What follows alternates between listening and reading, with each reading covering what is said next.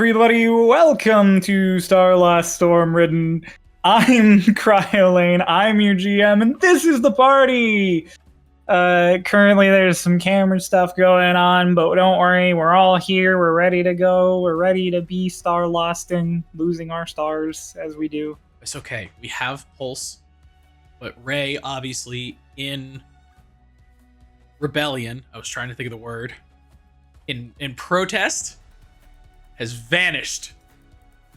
Vanished? Alright.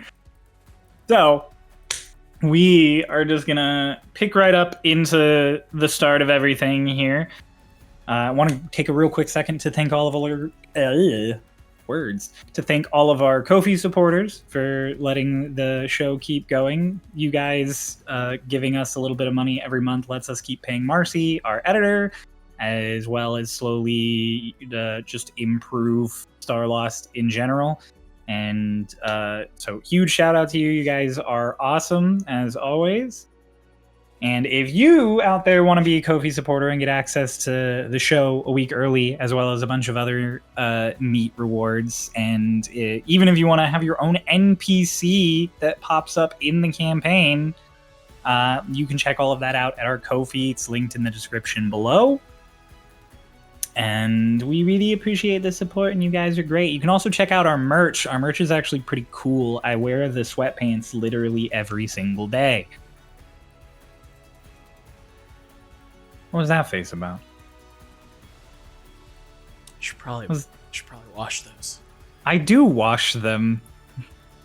And then once they're done being washed, I put them on. So I wear them every single day. I'm wearing Dr. Pepper sweatpants. I'm not wearing pants. Ayo! I'm wearing shorts. Camera's only up to here. It makes sense. Anyways, Yeah, I'm also wearing shorts. We are gonna get started now. In the recap, starting last session, we picked back up with all of you guys leaving the Apropos Tower, lingering on some words told to you by Arlashna before she left back across to the other side of the storm wall. With plans to go shopping and then to go out to Hot Pot, you figured you'd put off whatever strange illusions that Runava's grandmother gave to you and discuss it then. As you guys walked to your first stop, Bella checked her book, The Artery, to see if Tachyon, her mysterious pen pal, had written back from wherever or whenever he was. And he had responded. To the question of, are you a Goliath? He responded, I am more than a Goliath, but that is what you call me. If he had told anyone, particularly Euros, about his discoveries, he responded, he's told no one, and he wonders how Bella knows, and wonders even more greatly why the name Euros was mentioned. And then at the question of how many moons are in the sky, he responded, should there be more? Well, he responded, 3, should there be more?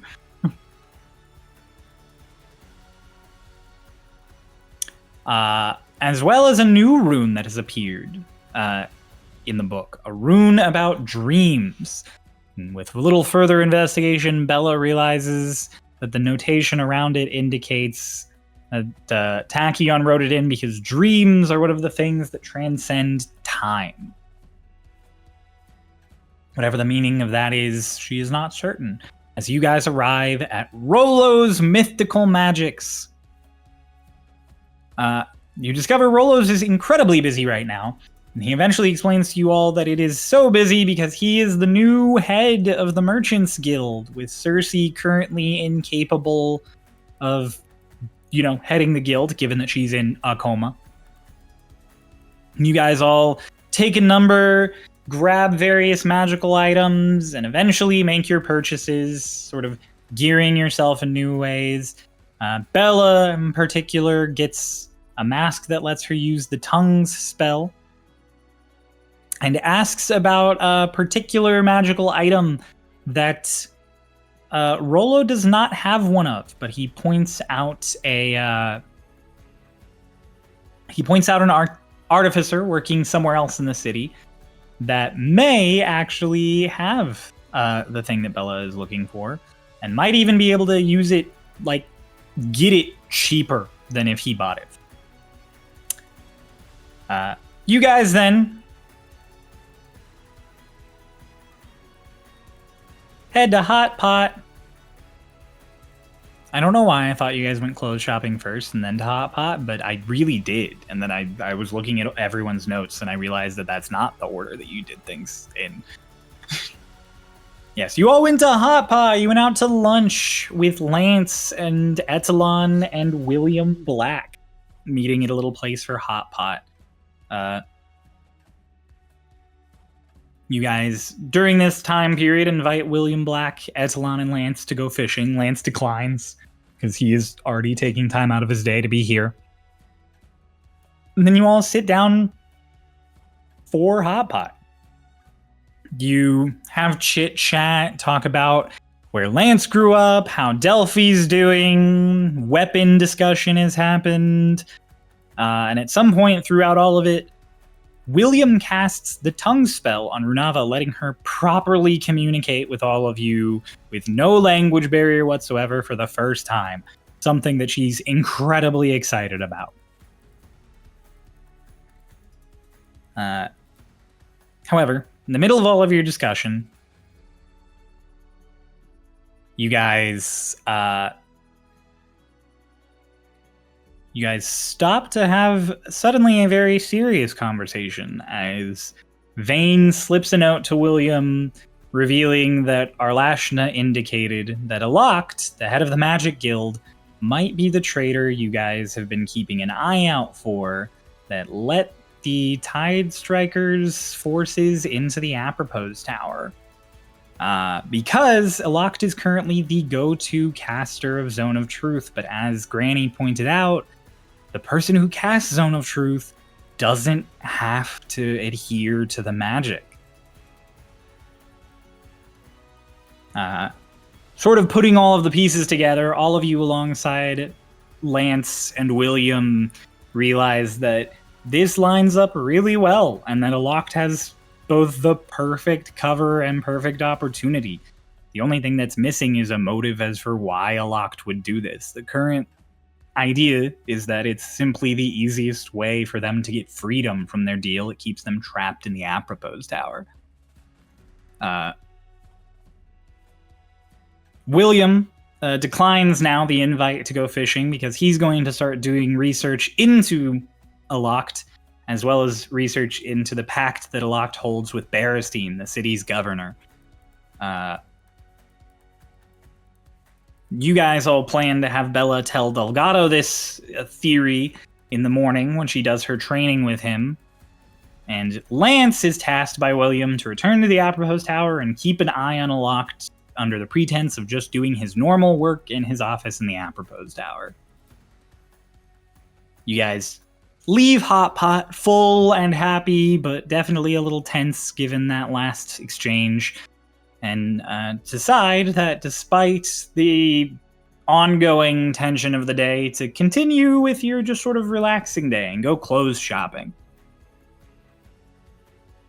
You guys head to Astera's Refinements, still called Astera's Refinements, despite the fact that Astera Darling was turned into a fine paste. You discover by talking to some of the various people that it is now realistically owned the most by Lord Eckert of Haven, something that gives you all a brief pause before you continue your shopping. Selic gets a brand new outfit. Runava grabs all of the stuff needed to make Ritz a brand new outfit. And as everyone's getting both of them set up, Vane stands by the door a little awkwardly, as he is, in his own words, quite attached to his clothing. And while he's doing so, he peers off into a dark corner that seems to draw his eye, and is suddenly assailed by a force that draws him into this psychic vision of darkness and being pulled apart. Peering away inside of him, and informing him that maybe the thing he should be most worried about is the fact that he has no idea who he is or what's inside of him, before it eerily remarks that closer and closer they all come. And the worst part about the entire experience is that Vane does not remember any of it but the fear he now experiences of what he does not know about himself. Selik gets his brand new fit. Runava gets everything she needs for Ritz's, and you guys head fishing, with all of you catching various fun fish as you stand around the cliffs by the memorial that has formed near the beacon in your home.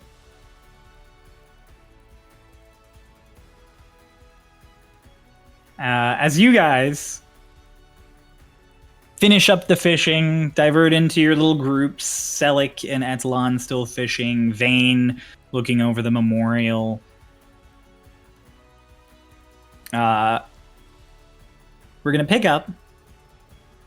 Specifically, you're all close to each other. You're all within 100 to 150 feet of each other. No, we're all within 100 feet because we don't want those demerits. You don't want the demerits from Delgado. You're all close to each other, hanging out near the cliffside and the mural and everything. So you're able to talk at a normal volume or lower and not really hear each other if you're a good distance apart. But you're also able to just speak up a little clearly and tell what everyone's saying and interact with each other. And we're specifically starting with Vane. Vane, you're just looking over the mural and everything as everyone's sort of standing around mingling. Yeah, my fishing line broke, so I abandoned the cluster quickly. Your fishing line did get shot off. That's true. So yeah, Vane is just off kind of investigating. One, making sure that the mural's all okay and hasn't really taken damage in the last, but more so curious of all of the things surrounding it now. Already he was on the roof kind of, looking at it from a general intrigue, but now it's like he can get up close, he can see what they are, I guess is the easier way to put it. Okay. A majority of your artwork is fine. There are some parts of it that look like they got washed away by a little bit of rain or water, or just the general mist of the morning.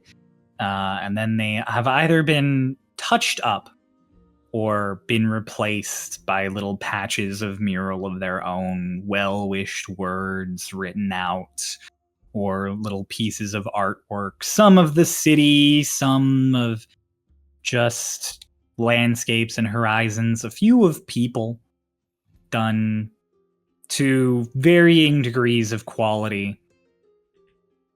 Notably, as far as things that are laid out, there are so many flowers, like all over in baskets. There are bouquets and bouquets of flowers and plants laid out. There's food, oddly enough, also set off like offerings. Have you ever seen a graveyard on Dios de los Muertos? I've seen the Scooby-Doo special, yeah. I really wish I could tell you that was not my only experience with the Day of the Dead, but it is. It's okay. To sort of give you an idea, it is this strange blend of melancholy and sad and a festival. Everywhere here and there you're seeing words written out, like "I'll miss you," "gone but not forgotten," names drawn out, sad portraits either detailed on the ground or actual paintings that have been left there. And it's interspersed with food and flowers and candles and beautiful, beautiful gifts and decorations. It is this blend of murk and mirth that you have never witnessed anything like, Vane. For just for above table curiosity, is there a region of the world on the other side that would have have a tradition akin to Day of the Dead? Like, is there anything in the other side of the wall that has that kind of Hispanic, like, remember the dead?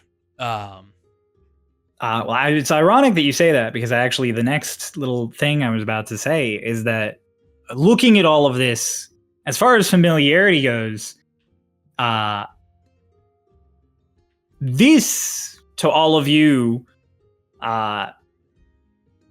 Bella, funerals and grave sites and that sort of thing in Yubua are treated a lot this way. Death, especially when you are a good, kind person or someone who dies valiantly, is treated with a lot of reverence. And so there is usually tombs and graveyards are sad, but they are never dreary. They are always decorated, lively, and visited often.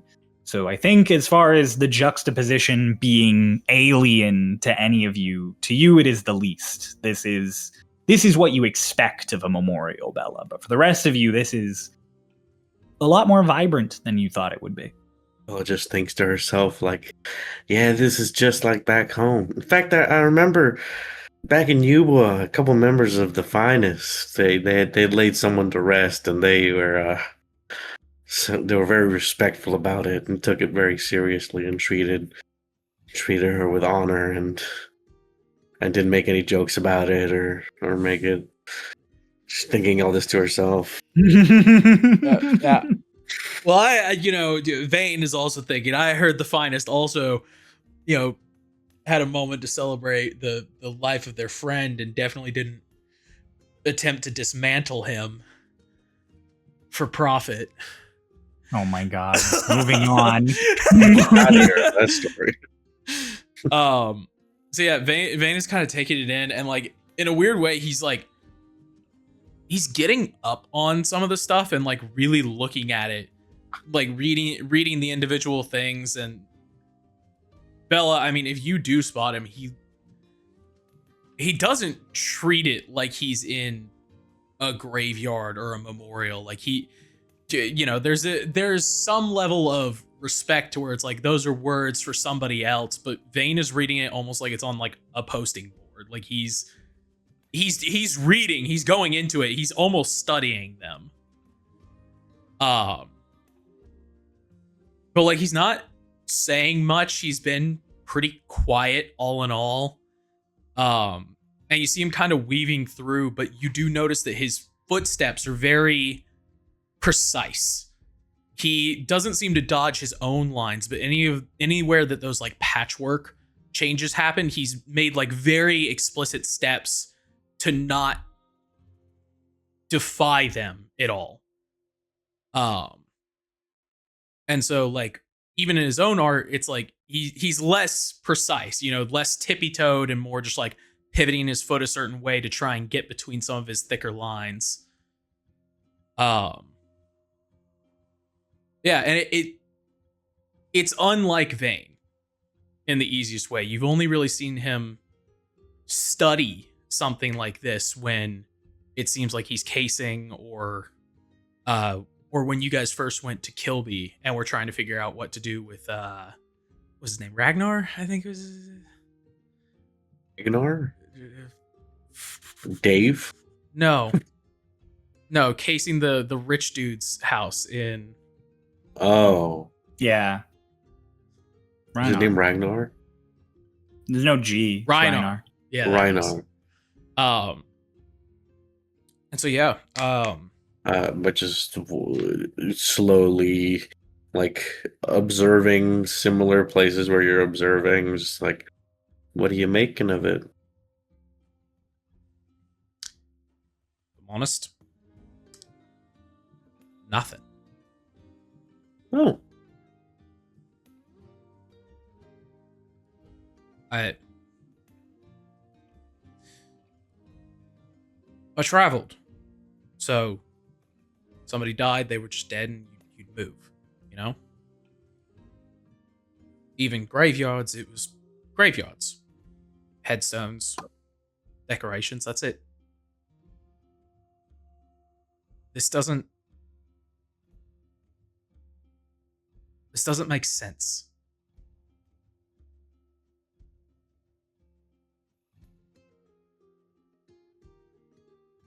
What about it doesn't make sense?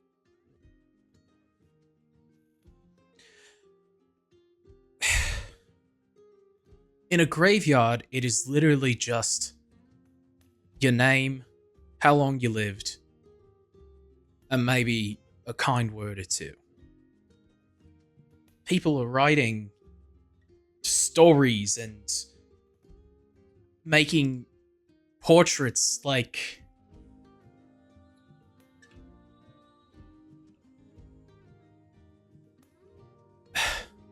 Who's it for? Well, I think it's for us. I think it's for everyone who lost something or feels like they're missing a part of themselves now. They can come here, read these stories, look at these pictures, and maybe I can help them find that piece of themselves they feel like they're missing. No offense, Bella, but that's kind of stupid. Alright, well, to each their own, I suppose. No, I mean it. That we live in a world where they can just... You can come back.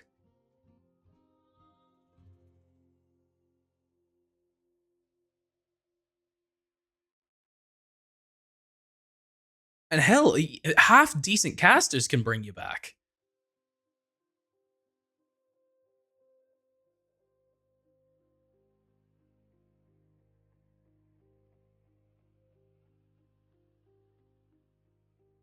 I don't get...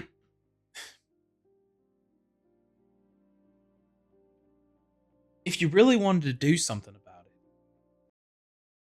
if you wanted to do something for the dead, you just bring them back.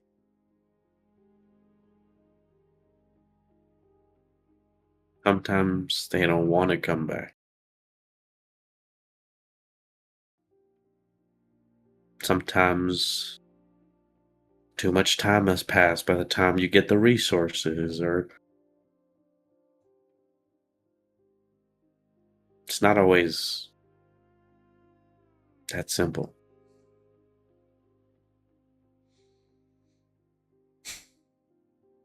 I just don't get it. You die, you're dead. Move on. You know? People die all the time, whether it's old age or they're killed. This... I mean, I told you. This, and he steps on his own line and he goes, this wasn't for the dead. There was a show Adelaide, she already was. Yeah, well, people die every day. It doesn't mean their lives didn't mean something. I get that. I do. I just...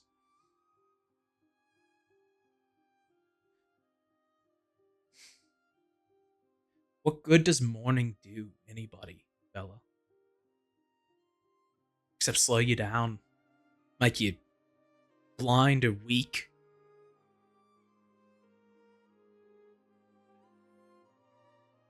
That's what Adelaide wants, isn't it? She wanted us to miss people so that we were too defeated to go, we'll lose more lives if we take her on. Mourning is... Sure, maybe it's inconvenient, but it's not... It's a natural feeling. It's not something I can control. It was something that was put in you. Be honest, Bella. If your parents, or your grandparents, or your friends didn't tell you that you should mourn the dead, would you? Do you mourn? Yes. Do you mourn the chickens that we kill to eat? Do you mourn the trees that get cut down to build houses? We were trained, you were trained to mourn people.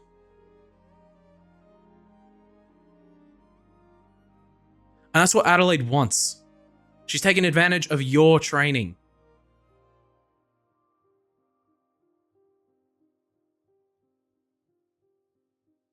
This, and Vane kind of like points at it, and you can see like he goes more forcefully, and you watch his hand like actively slow down, like almost like he's fighting his own muscle. This is what she wanted.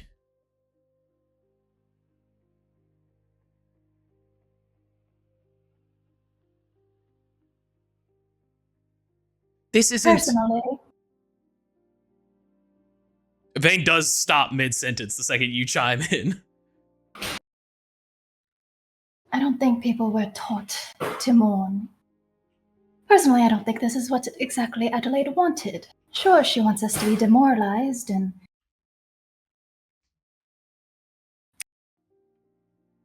you know, in your words, slow, emotional. But these are the kinds of things that give people the hope to continue moving on. Mourning doesn't always come from death. You've told me that you miss Warren. That's a type of mourning. You mourn the times that you no longer have with them. Maybe you're not the most sentimental person out there, but people can be sentimental. I'm sentimental towards my headpiece. It's something that was given to me by my family. When I look at it, when I wear it, that's a way of me to remember my family. And all sorts of people do all sorts of things in that regard, whether it be an accessory that they hold or a saying that they repeat. This is their way of remembering. It doesn't make them weak. Frankly, this just means that you have started a community.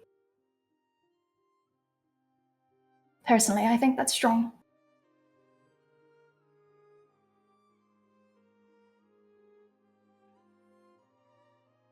Also, yes, we do live in a world of magic and yada yada, resurrection, but there's a lot more that goes into it than just, boom, you're alive again.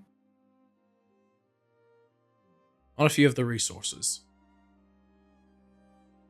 You may have the resources, but that is still you taking a soul that a god has claimed. Diamonds are used as resources as an offering to them. And sometimes, if the body, and like Bella had said, the soul is unwilling, you've wasted those resources. And the more resurrections you do, the more that they wear thin. Then not even a wish will bring them back. What about people like you? Elves. You all cycle, take forever to die, and then when you do, you fuck off for a little bit, running around in the Feywild. Maybe you come back as an owl or a deer. That just depends on what you believe in. I mean, it's not belief, isn't it? It's been proven. Things can be proven, but belief is a large part of it. That's why gods have such a large presence in people's lives. Maybe we fuck off for a while, we come back, but we're still changed.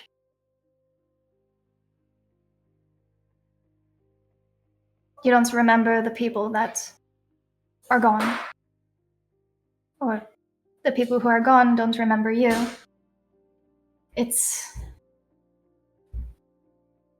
There's this really interesting theory where if you replace all the parts on a ship, is that still the same ship?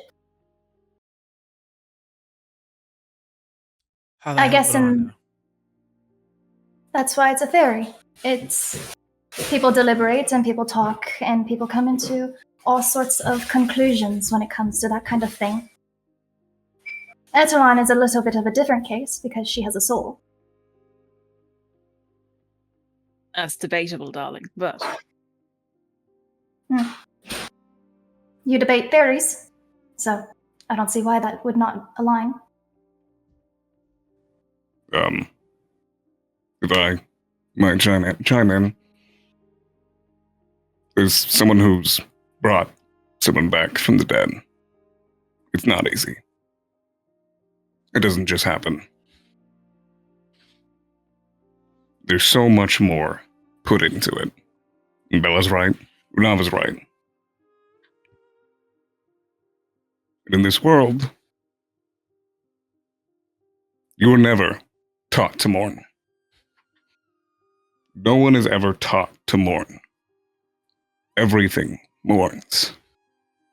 But what some people are taught is that it's not okay to mourn. That's what's taught.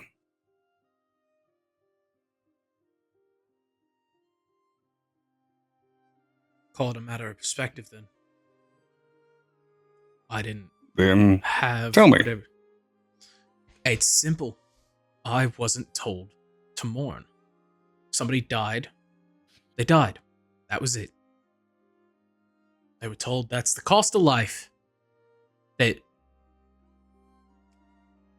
the dice didn't fall in their favor. And that's you being taught that it's not okay to mourn. Because that life was devalued. How is that any different than when somebody dies and your parents tell you to go to the funeral? We're both taught. That's them telling you it's okay. Funerals aren't teaching you to mourn. It's respecting the dead. The mourning's already happened. It doesn't start at a funeral. It doesn't start at a ritual or a ceremony. Mourning is missing something that's gone. I may, darling, as somebody who hasn't always felt. I have always found the emotions that I am feeling are involuntary. The anger that I feel that I felt when Adelaide was there and she was talking down on everybody. The sadness I felt walking by mourners in the street. The happiness I feel when I watch other people eat my treats. Learned it isn't something that I was taught. It wasn't something that was brought to me. It wasn't something that was trained, in your words. It's a gut reaction.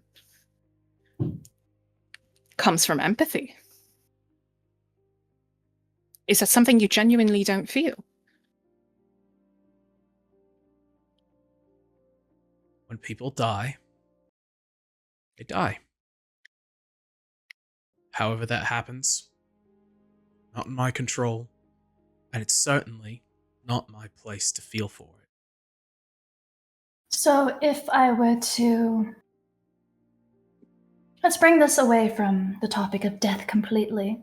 If I were to rip off your clothes that you seem so attached to, would you be sad about that? I'd need new clothes. Yet, would you not mourn the clothes that you once wore that you seem so attached to, that you can't seem to part from?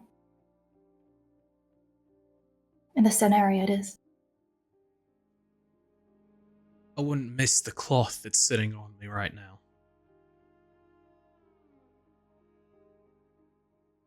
So I pose the question, is there anything you would miss?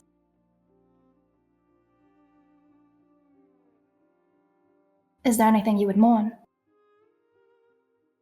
Is there anything that you would feel so deeply about that you would cry about? Stop.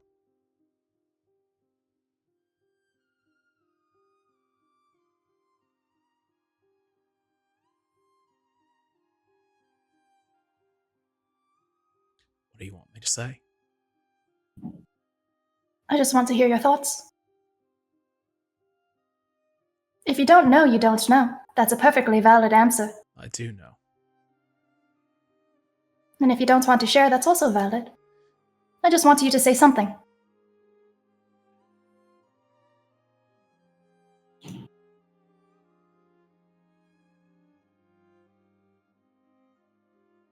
Because clearly you have questions. And clearly you want answers.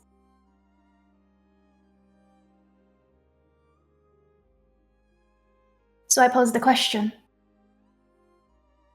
Is there something you would mourn? Or are you afraid of mourning? I'm not afraid of anything.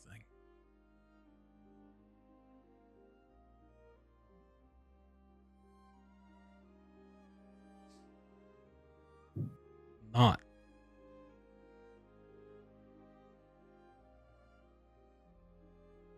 Just don't. I would mourn you, Vane, if you were gone.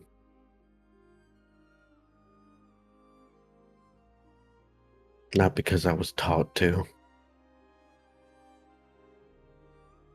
I don't know, maybe... I don't care if I was taught or if it's instilled in me or if it's a natural response, whether it was you or any of y'all. My friend Alex is gone. She was here and she was a light in our lives and she fought alongside us and she's gone now.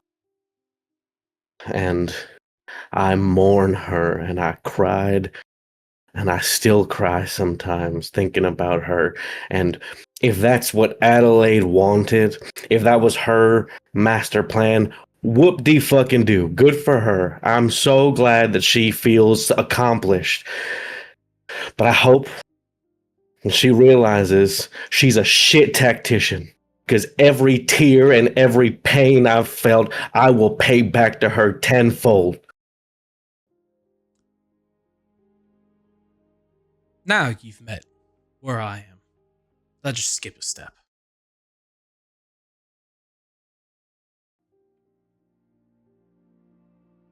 It's a score, Bella. Every fucking country does it. Every empire, even the EEC. That's what we are. Truly. Really think about it. I understand that Delgado wants to have the chairs to remember, but let's be honest with ourselves. The EEC has us as numbers. We're back up to 15. That's all anybody has to say, really. Isn't that funny? That's why I don't mourn. Because the people that put us in harm's way, the people like Adelaide, the people like the Emperor Nolan before he was so quickly snuffed out. We are a score. And that's what you pay back. That's the useful part, the driving force, that thing that lights a fire behind you and says, keep moving forward. That is death. It's not mourning.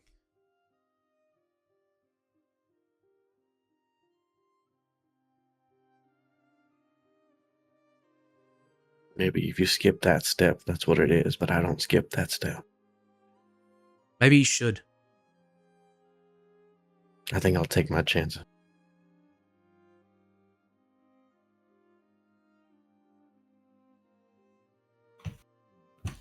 Either way.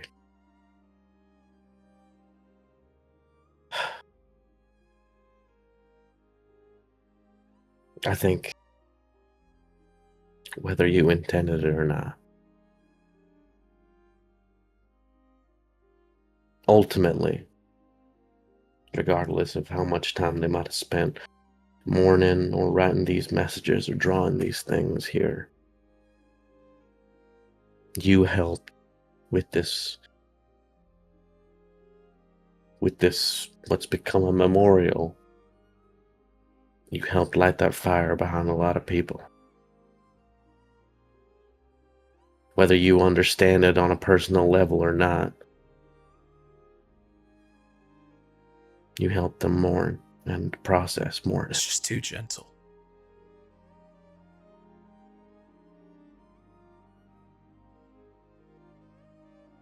And what's wrong with gentle? Gentle is slow. Gentle is soft. The only thing that should be gentle are your footsteps. What an odd thing to say.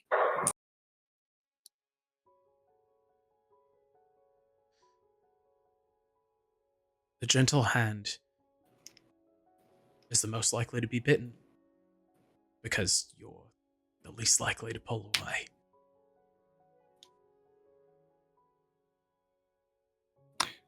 No. That is just wrong. I don't mean to encroach on your mentality. But a gentle hand is not the one that is most likely to get bit. It is the one that goes headstrong, that goes to try to pet the rabid dog without walking up and letting it smell it first.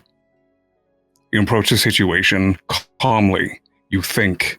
Because if you don't think, if you don't walk in slowly, if you don't think before you act, if you're not gentle in that moment, that's how you get bit. That's careful, not gentle. They go hand in hand. They're not the same. You said it's weak to be gentle, and you said it is wrong to mourn, or it is taught to mourn.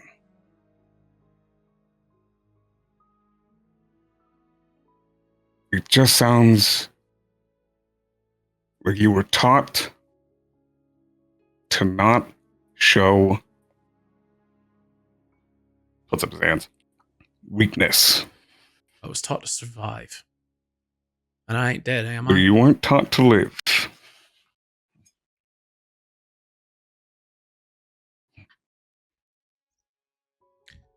Maybe not. I feel quite alive. And maybe That's I'm wrong. good. But Vane does genuinely trail off, kind of looking at some of the stuff next to him, and he's just like,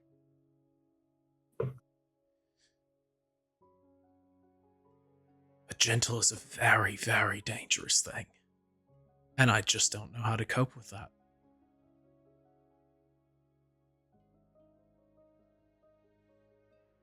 It's never too late to start to learn.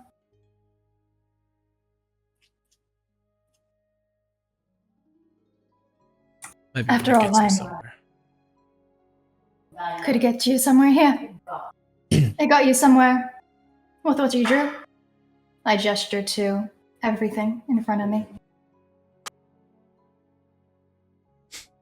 Right, I guess Bella's the only one that actually knows that this was meant to be an insult. And yet it became something greater than that.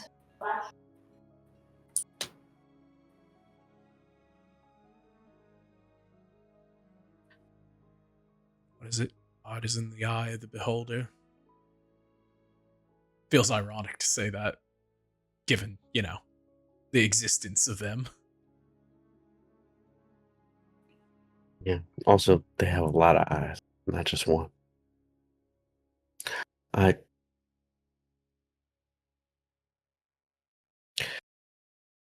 know, and I understand what you're saying. I do get where you're coming from, and I understand what you mean. And you say that you were taught certain ways because you were taught to survive, and it's gotten you this far. Well, it's true, and I have no position to devalue that and the values that you were taught because they've clearly worked for you. But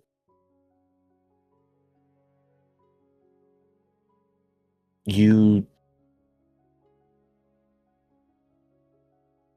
or at least from my perspective,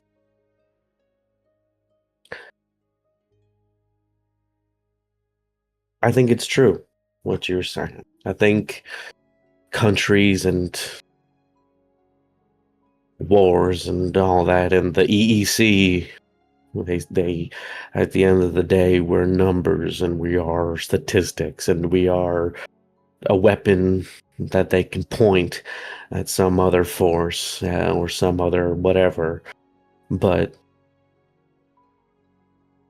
who gives a shit? At the end of the day, they can't make us do anything. I'm here fighting for what I believe in.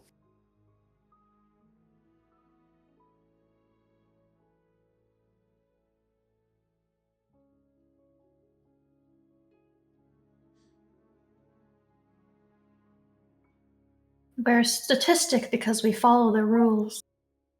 The finest aren't a statistic because they stepped outside of it.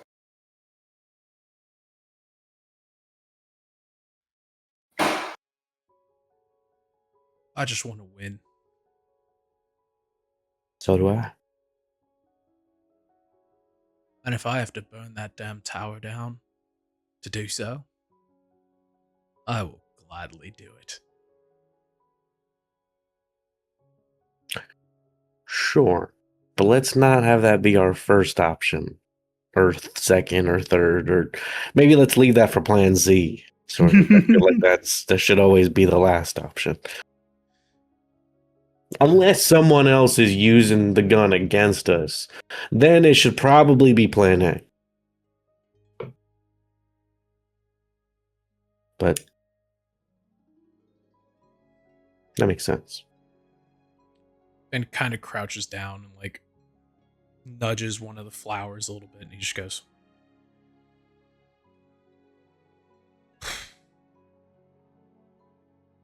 yeah. And hey, sorry, I was just saying one more thing. No, go ahead. Say your. And hey, I mean,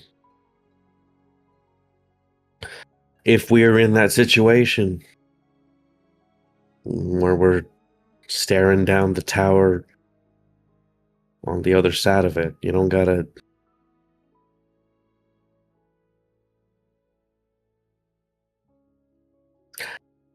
There's some greater metaphor I could try and weave, but some of us can bring the lighter fluid while you bring the matches. You don't got to do it on your own. For what it's worth, Bella, I don't plan on mourning any of you. Because you ain't gonna die.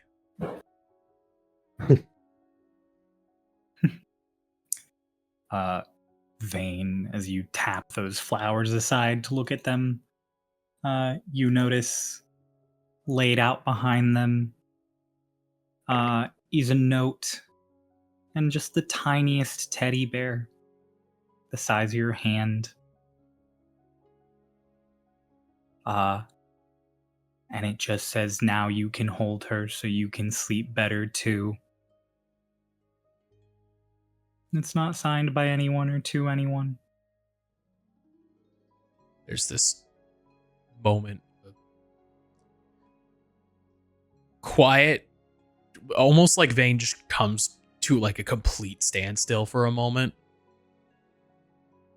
And he just stands, kind of like cracks his neck a little bit, eyes closed. And Bella, you notice, because he almost basically perfectly recreates his steps backwards. He's not looking, but he basically manages to re-step over everything that he did. But his posture is way, way, way too straight right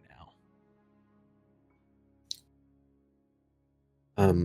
And he just kind of diverts. He heads to another part of the cliff, but not where everyone was fishing. Without a word. Then he jumps. No, and he jumps. What's no, Vane? You're more than 100 feet away. Everyone jump off. You're gonna die, and we're gonna get demerits. So, what's the plan from here? I don't know. You said you were going to kick Lonnie's ass, right? We already did that off screen. Fuck, I didn't know if that happened yet. Then Vayne just kind of still there's a long pause as he's kind of like winding up the sentence again, and he just goes,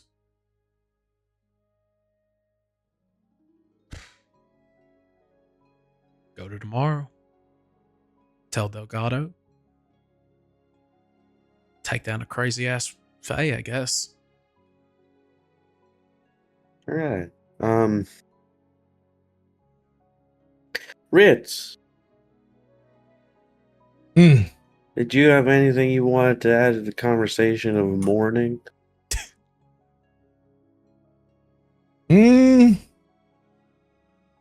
No, but I think speaking about all this as a matter of fact, it's silly. There are multiple paths, multiple ways to go about things, and I think you're making things too strict for yourself. It's stressful. Stop it. Splashes water in your face, Vayne. It's a fine mist. I love Grandpa. I love how forceful that was. Such a cheer up! Come on! Be happy! Vayne just... Maybe everyone's perspective is valid as long as you don't let it destroy you. Exactly. Why salt water, Ritz? Or is your water just salty? No, we're in a boat, right? Or like some like. No, you're on a Oh, cliff. You're on the top of cliff. a 180-foot tall cliff. We're at Disneyland, right? I don't. And the fountain's empty, so I'm not sure where you got the water. Yeah. I knew that's what Pulse was thinking. Where'd you get the water, Ritz? Yeah, I really did. Somewhere where water is. I felt it would. I chose to do that instead of regular water. It would have more of an effect. Like We drag the water from take water all the way from down the cliff up here. Yeah, This ocean one's spray here can that's get up there. I did once hear that salt has purifying effects. Does it Are really? you hoping that the ghosts will be exorcised from me?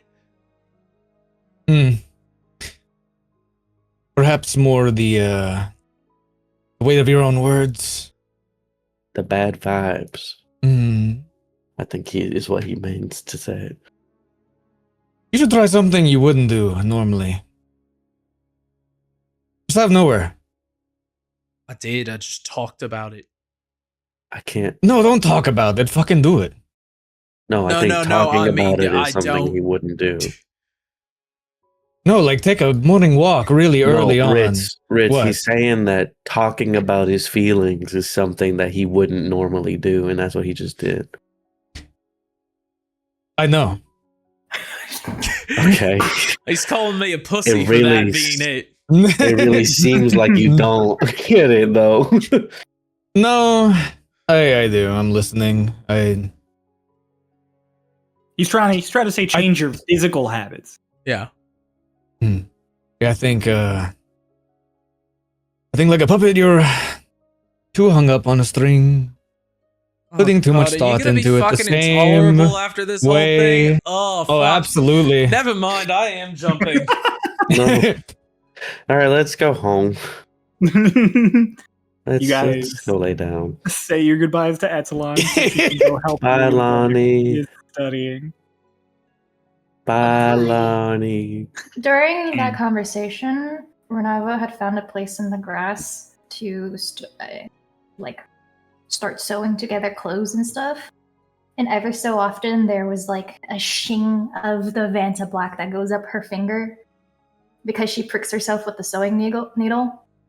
But she has the ward, so it doesn't hurt. Nice. So that was great. You all every now and then notice Runava sewing, and somehow every time any one of you separately notices, each of you also separately notice a ding. It's never the same stab, and none of you ever see it happen to her more than once, but all of you see it at least once. All right, let's go home. As we're leaving, Bane slacks behind for like half a second and like just a few paces, and then as he like gets to the edge of the mural, he like readjusts one of the legs on one of the things that are standing up to, because he notices like as he's passing that it's a little unstable, and he like kind of kicks it back into place so that it stands upright.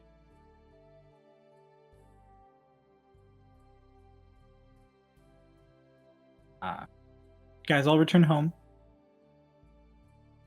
You all have a nice dinner that you make. All of the fish are fed and well taken care of. Your aquarium grows ever larger and more populated. Yes, grow. At some point through our like our resting and everything, Selleck goes upstairs and starts putting all of his stuff in the bag of holding. So like he set up candles, anything he had, clothes, he just puts in the bag of holding. And he goes and he grabs the bag of holding. I'd like to go check the other room. The room with the hole in it. Yeah, go take a look. Can Ritz be in there, actually? I was gonna go there immediately. You have your own room! I know. Yeah, Selleck, you get everything ready, and at one point in the evening, you're like, I'm gonna go look at that other room. You open the door expecting to just see it kind of patchwork done, maybe some progress made, and you open it and it's just Ritz.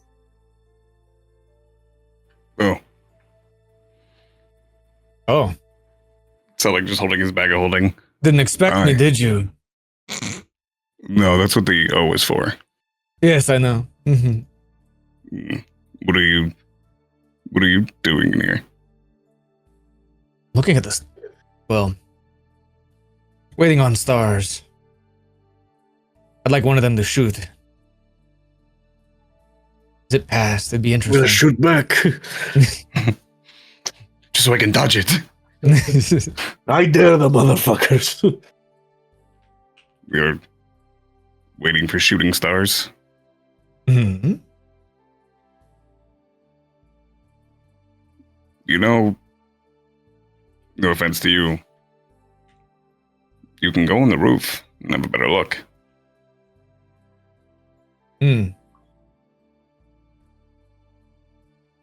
Well, I have a feeling that right here might be a good spot. And why's that? I don't know. I just felt it. You ever just have that natural feeling inside something gonna change, depending on where you are? Yeah, I know what you mean. Would you like to wait on some stars? Were you up here for a reason? Oh, I was just dropping off my stuff in my new room. Here? Yeah. Oh. I don't mind that it's open. I don't need to sleep. I don't need a bed. I just need to sit. So, I'll stay in here. But sure. Why not? I'll sit with you and we can watch some stars. But I'm trusting your hunch. We shall see. He like holds up, he grabs onto his shoulder and just, Rook, go ahead and fly up on top of the roof. Okay. Tell me how many shooting stars you see. Okay. He looks over at Ritz. Just, we'll see which spot is better for the future.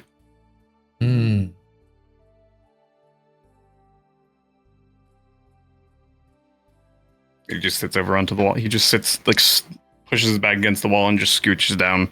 He leaves the door open. To give you guys perspective on the room, there's obviously the hole in the wall. But it is now completely framed, and there are bricks being laid. So there is still a hole in the wall, but instead of being a third of the room is open, it's now maybe like a sixth of the room is open, and it is rapidly being sealed away.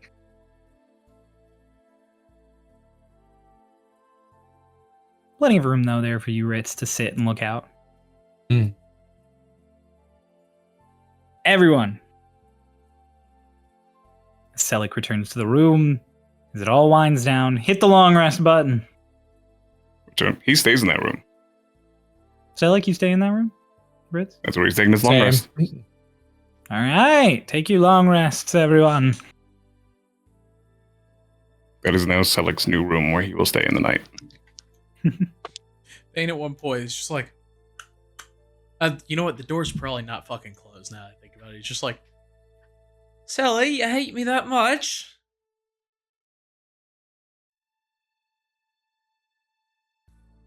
What? Well, he just kind of points across the hall. It is the door directly across the hall, so that works too. Oh. We're not friends.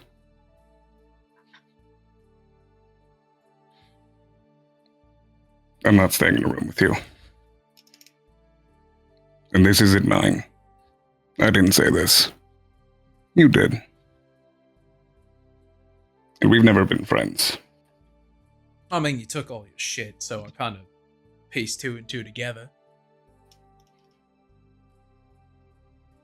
We've never been friends. You were my friend. But I wasn't yours. You said in the zone of truth that the only friend that you've made going across the storm wall is Nearly. This whole time, you've never actually been my friend.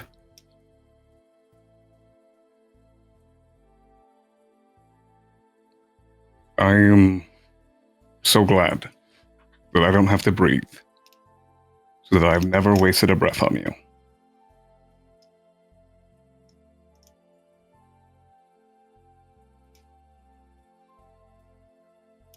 Got it. Good night, Sally. So, like, good night, Vane.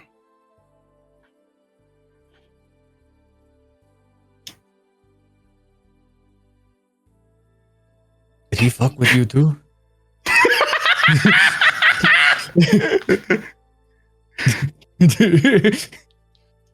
No. Oh, well, yes. Much more than he thinks. But personally, I'm just hurt. This whole time I thought I made a friend. Now I know that's never been true. How do you feel about that? Ritz, I just said hurt. More than that. A simple way to put it. There's a deeper meaning behind that, obviously. That's what I'm looking for.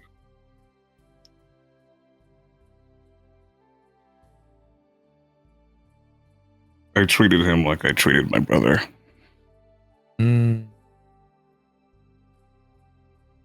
I enjoyed having little spats. Getting smacked in the back of the head. And vice versa. And I did that with somebody that didn't consider me his friend.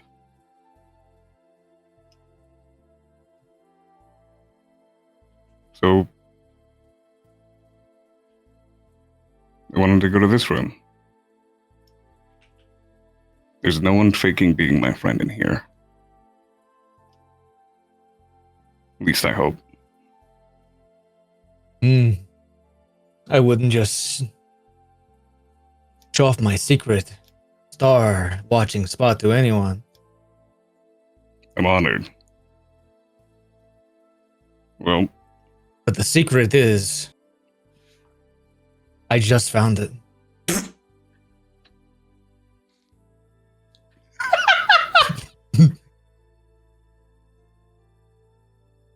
So we won't know if You it trust- works until we try.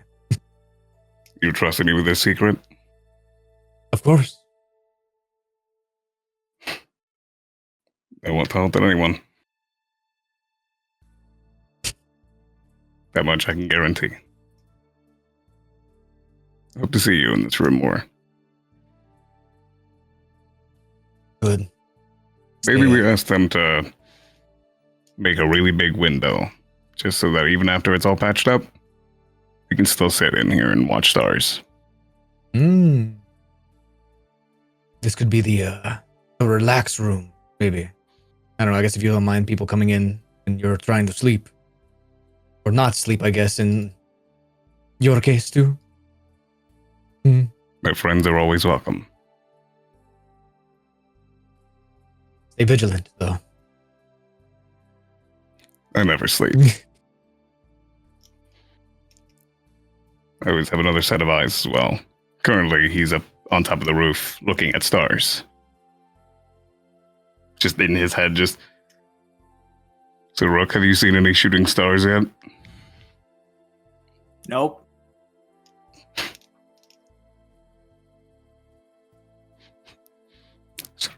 He's just... There are no shooting stars so far.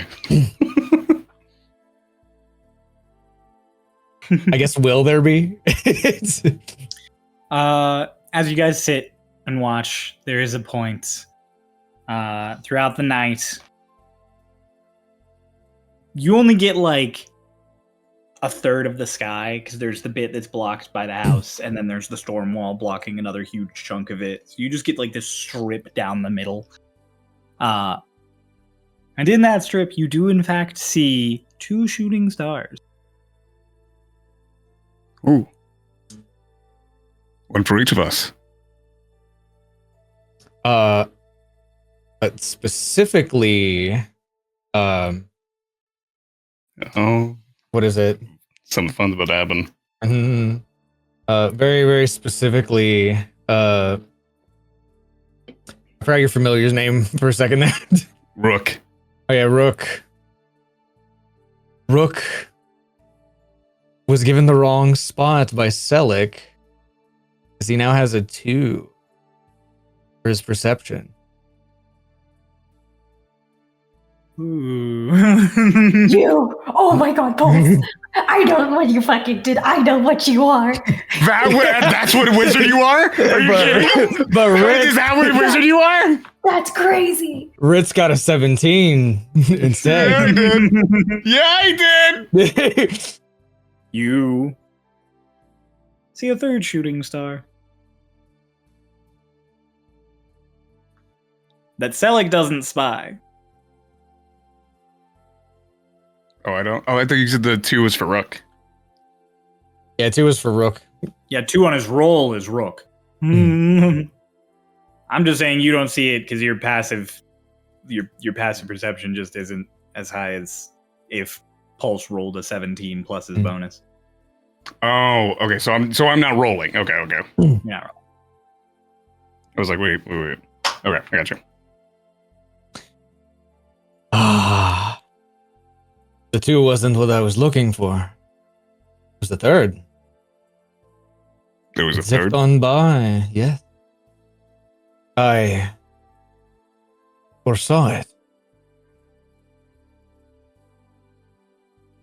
Is that Something that told me feeling to that you were come talking here. about? Yeah. What does a 3rd shooting star mean? Well, hell if I know. But they Well, do you say saw it. Are 3rd you gonna time's wish the on it? charm. Are you gonna wish on it?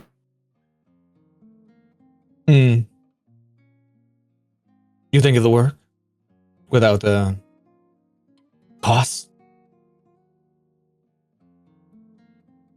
Rook, Wishes did you don't see work that that 3rd way. shooting star? You just like ask. Assumingly, Rook says no. And just Oh, you ask if he saw the 3rd shooting star? yeah. I haven't seen any shooting stars.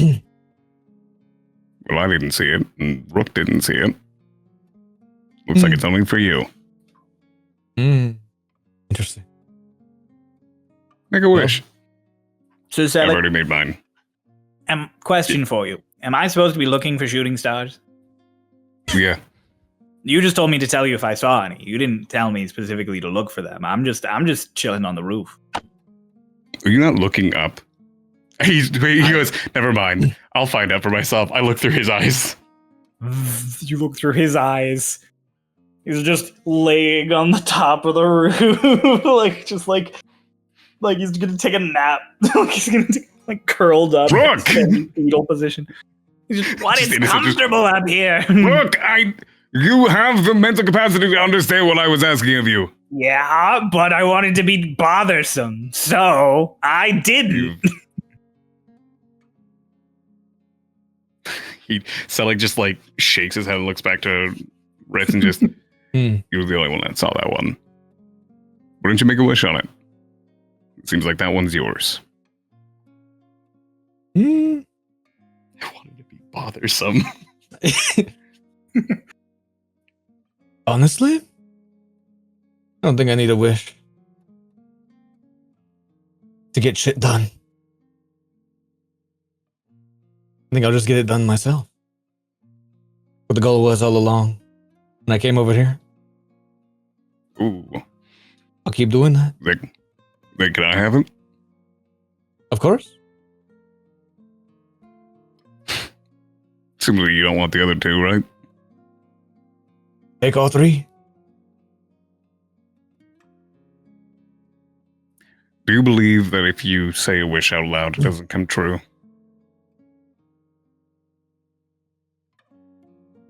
No.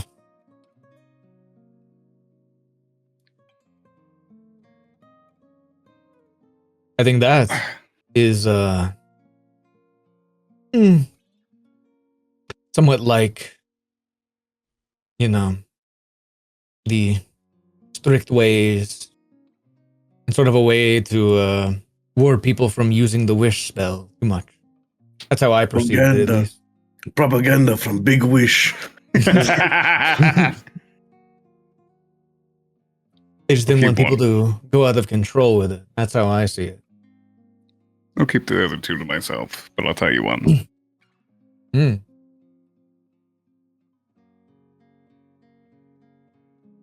I wish that everyone in this squad gets to do what they came here for and achieve it.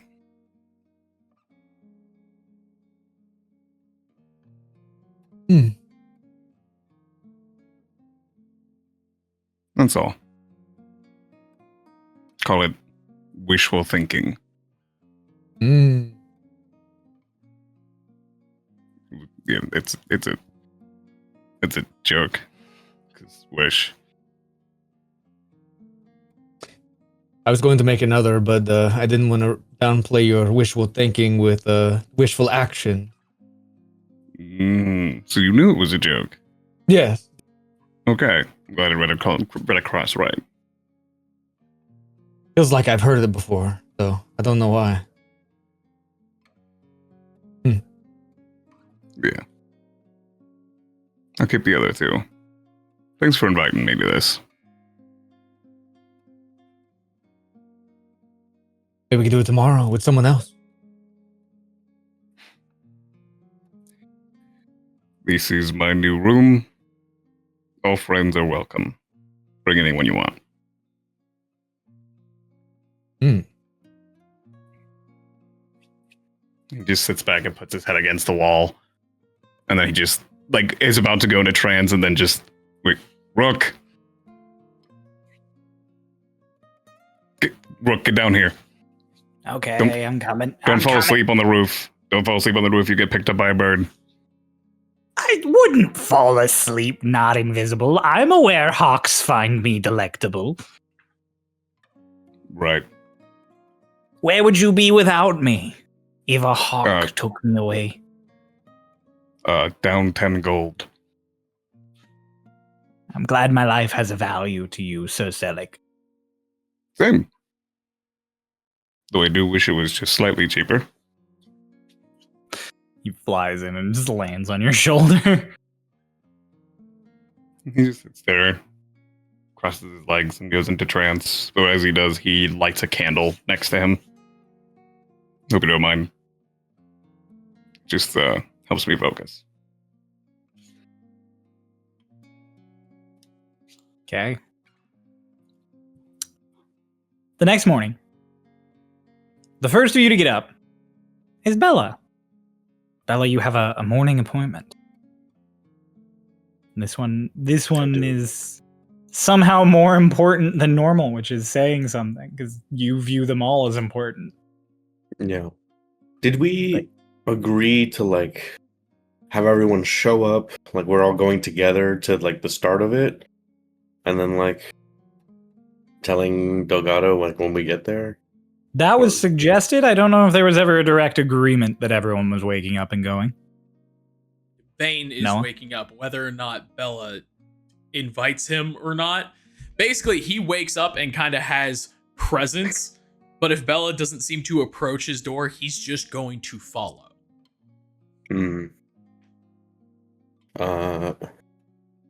I will...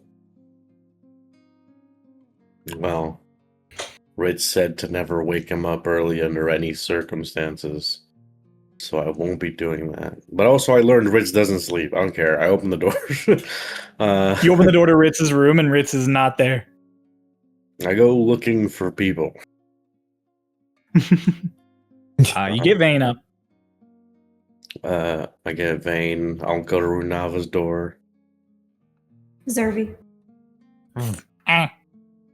Hello. Can you ask Runava if she wants to come with us to tell Delgado about the thing?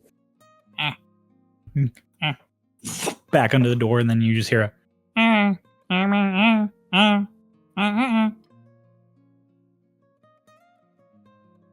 I just want you to do more Zervi sounds.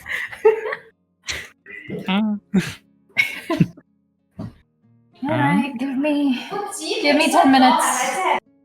Okay, Despite can you the make it fact- 5 so we can make it there on time, please? I go to the other room. You open it, and it's Ritz looking Are out they the window similar? at the sunrise, and Selic lying there. Howdy. Oh, move a little bit to the right. You want to be careful. Me? Yes. Watch out for birds. As I wanna Broth come. swoops in. Past the doorway lands. Y'all wanna come with to talk to Delgado about the secret thingy? Who? Sure. Yeah, sure. I'm refusing to engage with you, bro. You, damn it! And so I collect the whole party and we head off to my Alright. training ground. Everyone heads off outside of the city to the space above it, the foothills that head up into the craggy mountains. And as you do,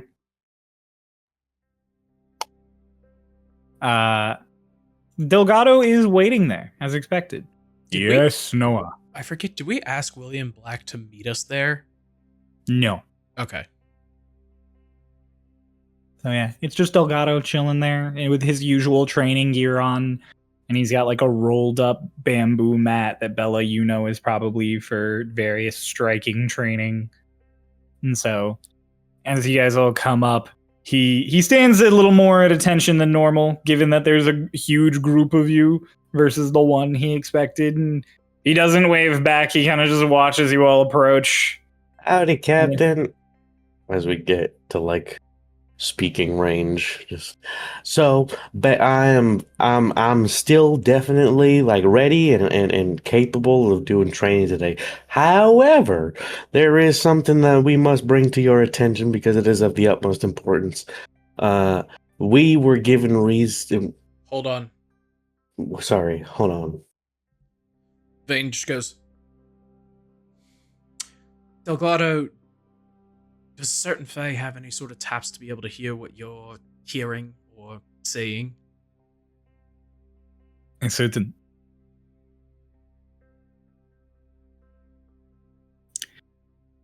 He takes the mask and he puts it on, and then he just. No one has any taps while I'm wearing this. Great. We have been given reason to believe through implications by Lady Arlashna, that basically we think Alocht is a traitor.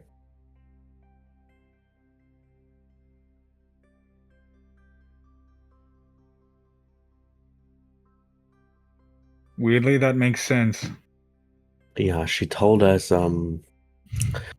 that to remember right before she left that someone who's in a zone of truth, or the person who casts the zone of truth, doesn't have to speak truthfully in it or speak in it. And then we sort of put that together with all of the information we have, and we have reason to believe that Lance did not leave those doors unlocked. But That might have happened. But rather he is a prime suspect, a prime person to blame himself for it, thus taking the blame away from anyone who might have actually done it, for other reasons, who might have access to do that.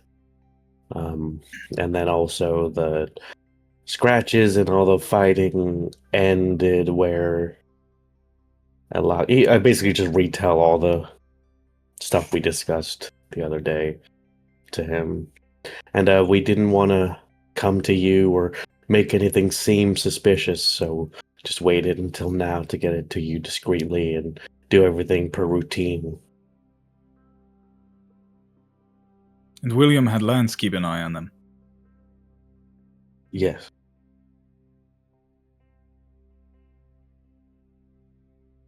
Well, I suppose it's better than no one.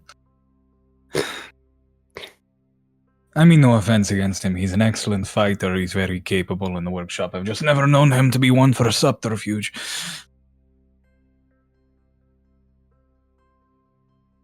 Valid. As long as he's not caught, I guess then that's all that matters.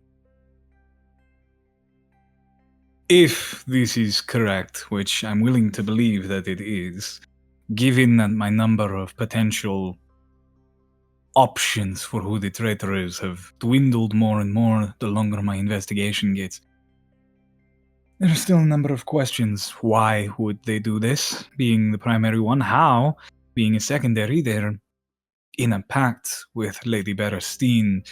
If the governess told them to do something, they would have to do it. They are famous for their loopholes. Same as what I said to Will, too. They have a pact with Berestine, but that doesn't stop them from making another.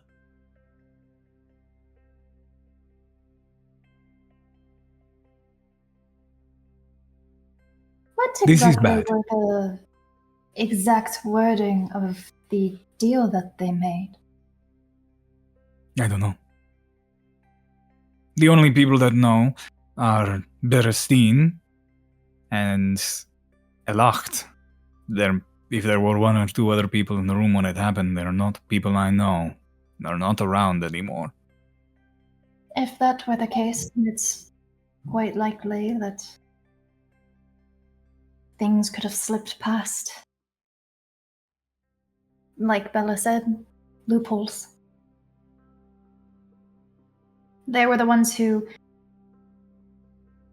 came forwards with the deal, and so if they were the ones who had the specific wording, then it's possible that they also had already thought of loopholes then. And I mean, if we're really diving deep with all of it, Adelaide was here first. She could have made the deal with the Locked, and then the Locked made the deal with Berestein, knowing eventually that she wanted to turn against it.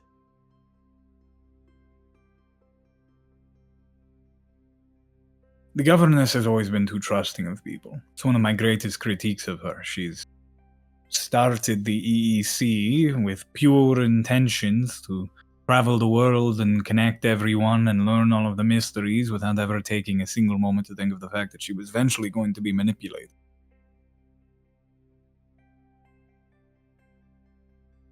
If this is her first wake-up call, I shudder to think how it will impact her. I shudder also to think of how it will impact her because I don't know the terms of her deal or what she traded away necessarily.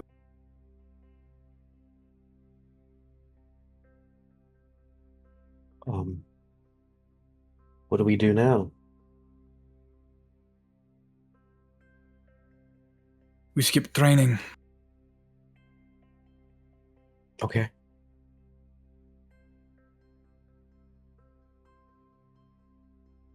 I get in contact with Lance.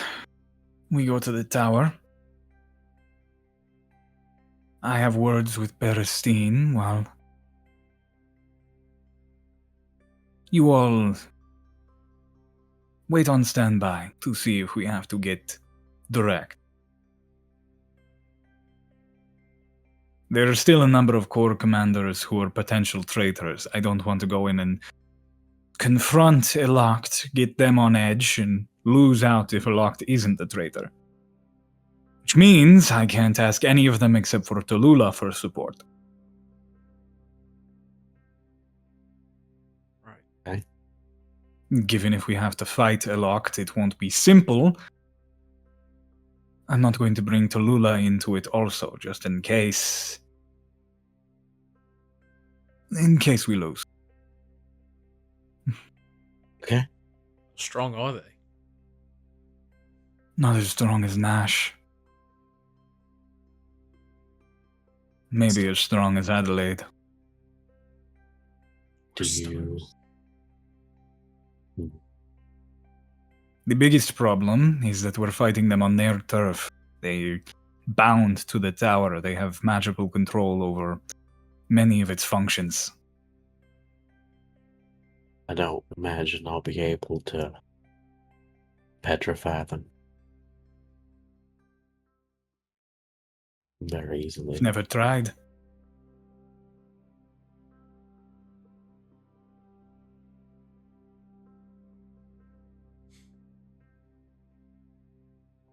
I mean, first things first, we have to figure out what exactly is going on with Berestein's deal. If there is a loophole, we could maybe abuse it to loosen Ilok's hold on the tower.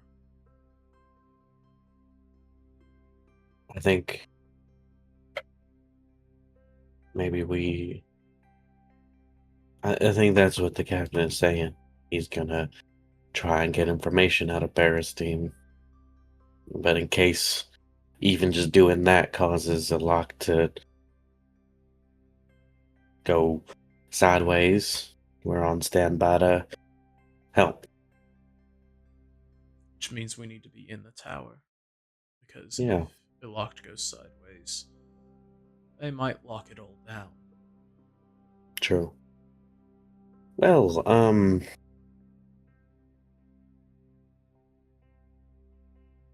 I guess we head over now, question mark? No time like the present. Alright. You ever get tired of us, Delgado? I've been tired of you since the moment I met you. Me personally, and I reach into my bag, and it's like just like a stick is extending out, just whoop whoop whoop, and then the head of the fucking warhammer just. I'm ready to Get some practice in. In case things get to that point, of course. Of course, today is one of the days I don't come in full armor. Delgado just walks. You guys follow him towards the apropos tower? Yeah. I don't think we got much of a choice here, Chief. No time like the present. Come on, guys. There's always a choice. I said much of a choice. Actually, Captain, is it all right if we go take a nap real quick? And some Captain, of us... if you don't feel like you're capable, that's fine. Good night, Captain. If you don't feel like you're capable, that's fine. You can save here and then just save here, go do some farming, level up. We can pick up next session. Delgado pulls his little sending stone out, his rocky talkie, and because you told him William knows, he calls to William Black and he just, Lord Master Black, I have been informed by our mutual acquaintances that we will be investigating certain individuals in the tower. If certain events happen and the tower need be placed on lockdown, given the circumstances of the other guild heads, you will be in charge of the city of Cloudbreach. There's like a moment of silence, and through the rocky talkie you just hear, ah. That's it. Literally just ah. AH period from William comes back. Thank you, Lord Master Black. We can always count on you. He's a man of many words. Not today. Not today.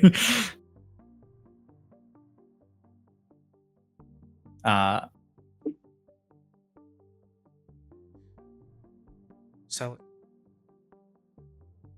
you guys head to the apropos tower, making your way through the corridors. Perfectly normal morning as far as everyone could tell. A few people gawk at the fact that Delgado is just walking around in plain clothes. It's not something they see very often.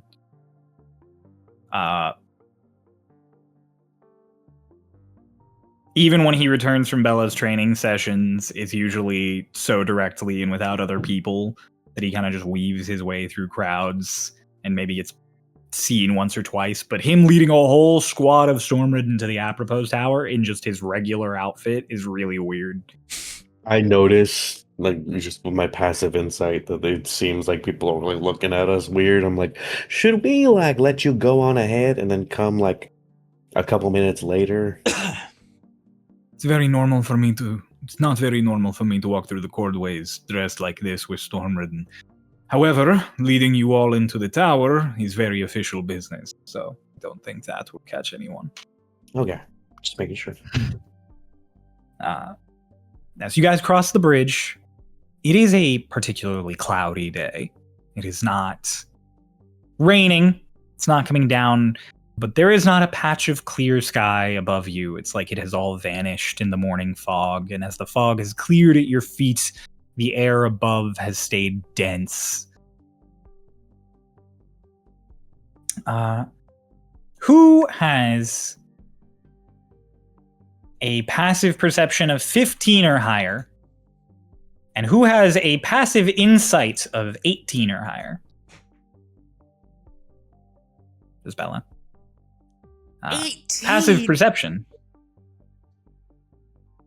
You guys, those of you with the perception, you can see that the storm wall is properly spreading up into the clouds. It is like a stretch, like it's bleeding into the sky above you. You're not familiar enough to know if this is an unusual pattern. You've seen clouds in the storm wall meet and sort of bleed into each other before. You've watched it stretch out into the clouds over you that rain. But this strange way the updraft is pulling into the sky, you've never seen before. And you don't know if it's normal or if it is something out of the usual. Bella, you have seen creatures expanding their territory many, many times.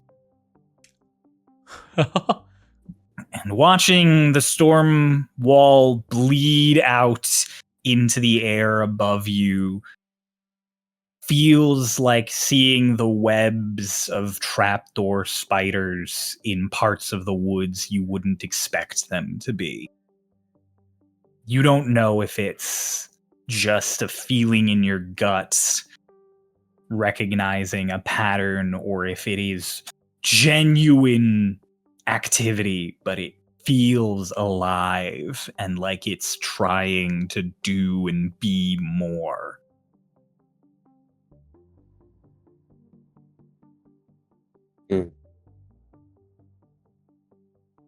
Bella does like slow for a moment and seems to get lost or like entranced by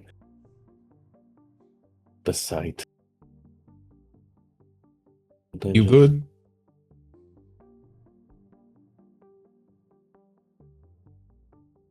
Bella? Sorry. It's just I don't get a good feeling about that. Hmm. I think when this is over, we should I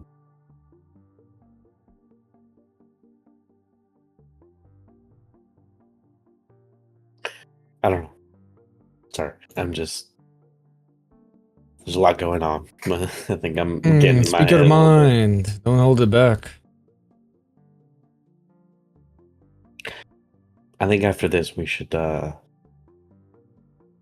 keep a closer eye on the storm wall a little bit. Mm. Just a hunch I had.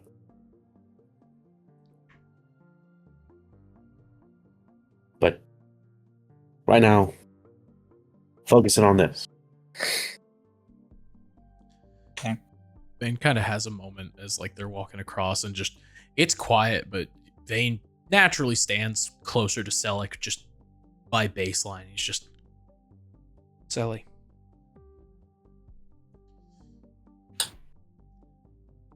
We don't gotta be friends, but I ain't gonna let you die.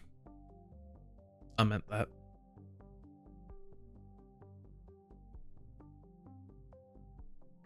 Glad we have an understanding on that. You're still my team member. You're not my friend, but I used to heal a lot of people that weren't my friends.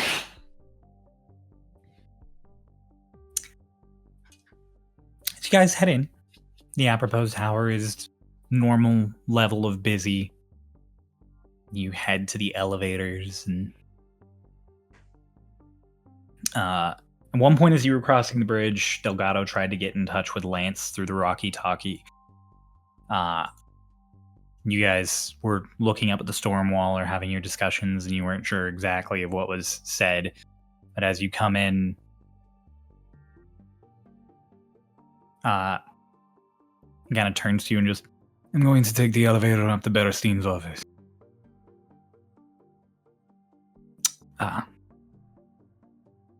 Commander Elliot is in the Magic Guild. He's keeping an eye on a lock there. If all of you could head there. Just say you're preparing for another mission I'm going to send you on.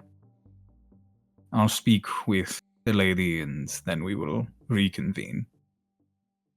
Can do.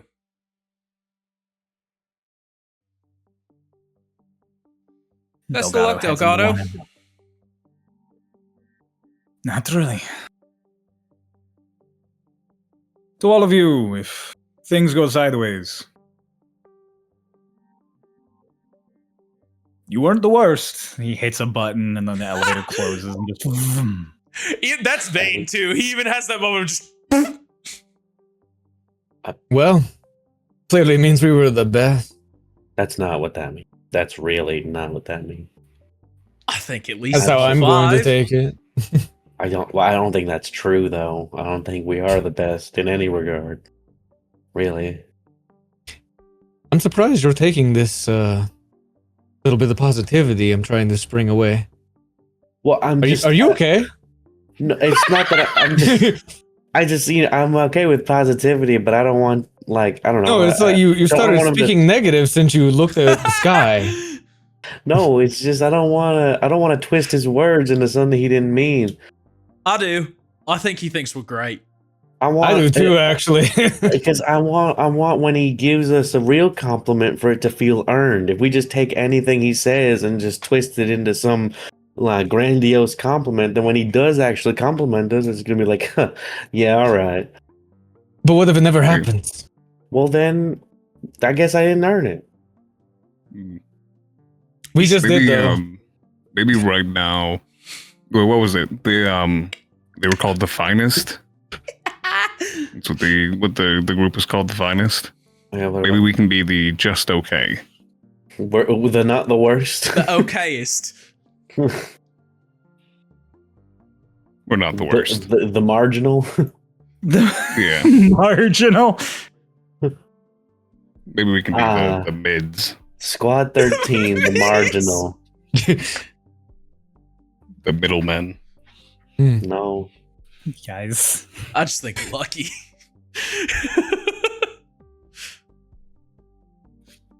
Guys, head up the elevator to the Magic Guild. Lucky Charms? The magically delicious. God, we could be the charms. Yeah, we could be the charms.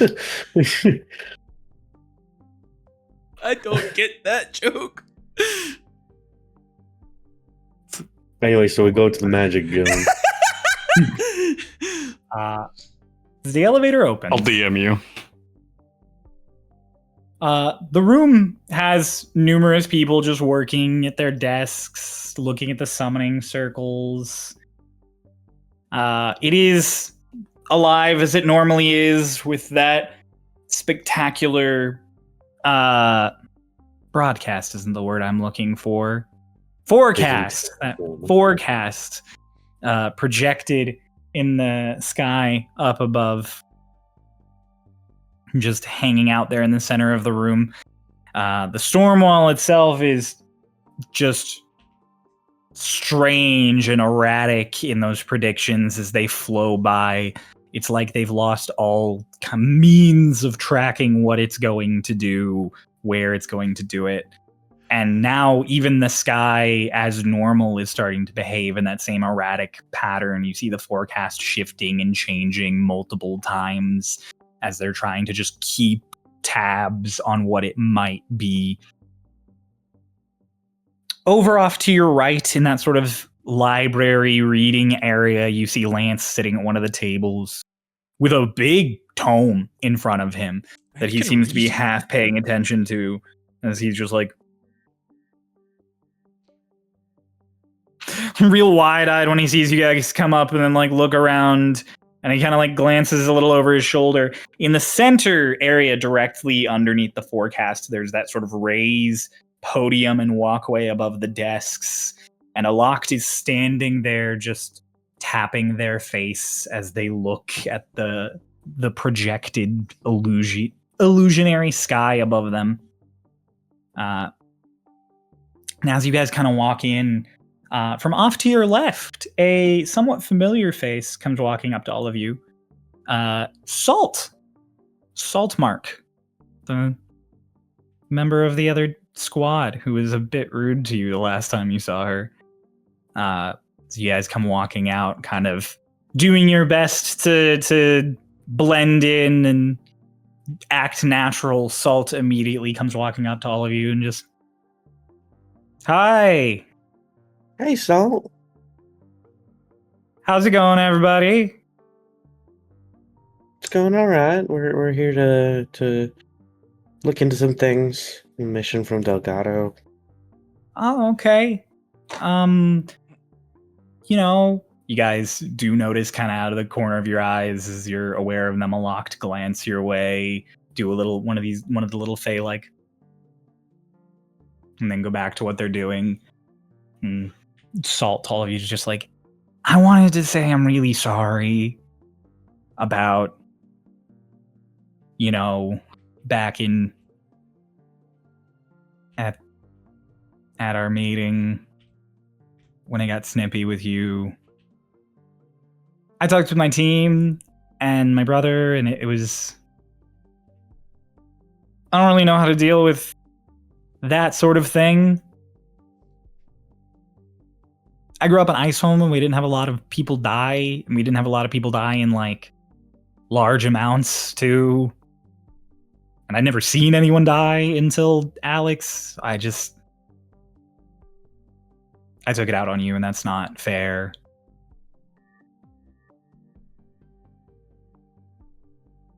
Appreciate that. I forgive you. I wanted to apologize sooner, but then you guys were gone for like a week and a half. And I don't really have anything I could do. Can I give you a hug? I'm not really a hug person, but if it makes you feel better, then yeah, you can give me a hug. Oh, you give her a hug, and she's just like, okay. Does like little pats. For a normal person, she'd be patting them on like the back of between the shoulders, but for you, it's just like right. Sorry. It's like the mid back, just giving you little pats.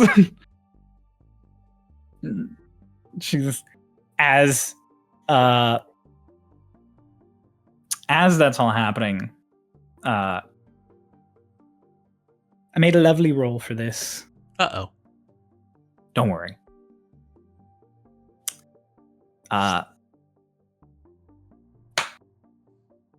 Some of you were in conversations. The only one of you who didn't stop at one point on the bridge to talk was Runava. So Runava, you're the person who got pocketed. Delgado slipped you a rocky talkie. So you hear his voice in your hood come out.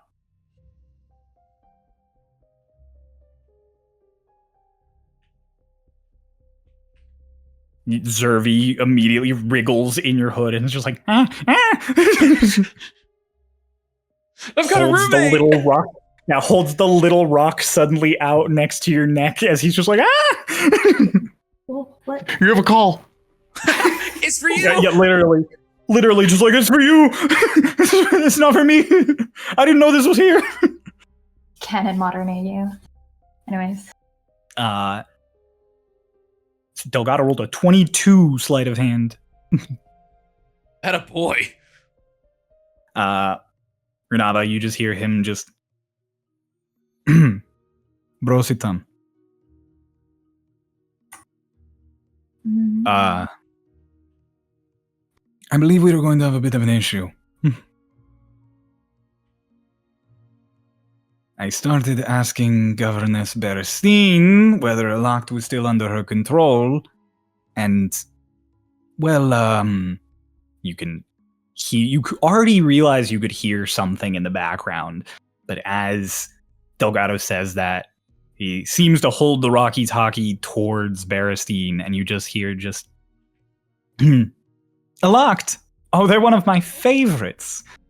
Elact! Oh, they're one of my favorites! Elact! Oh, they're one of my favorites! And Delgado just goes, I don't think she's going to be much help. Do you have eyes on Elact? I do. What are they doing? Staring at us. Looking at us every once in a while. I think, at this point, if Elact isn't a traitor, they've still done something to the governess, which is a problem in and of itself.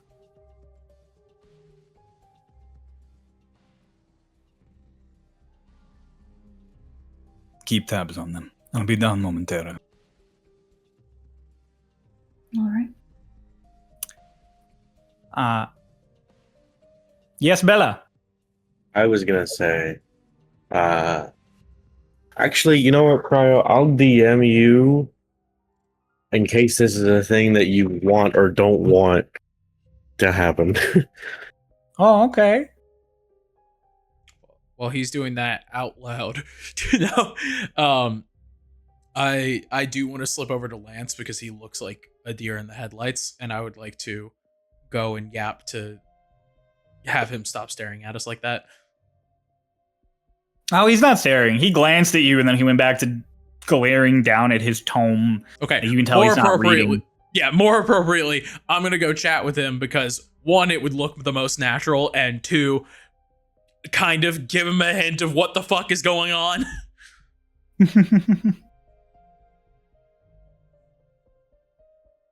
But I will let Kay's thing take precedence. That's just where I'm heading, because Vane also wasn't there when Salt yelled at everybody, so... Kay, you can head over with Vane towards Lance. Oh, shit. Ask about that. No, the two of you walk over to Lance, who's at the table, just kind of fiddling with some pages. Hey, Lance.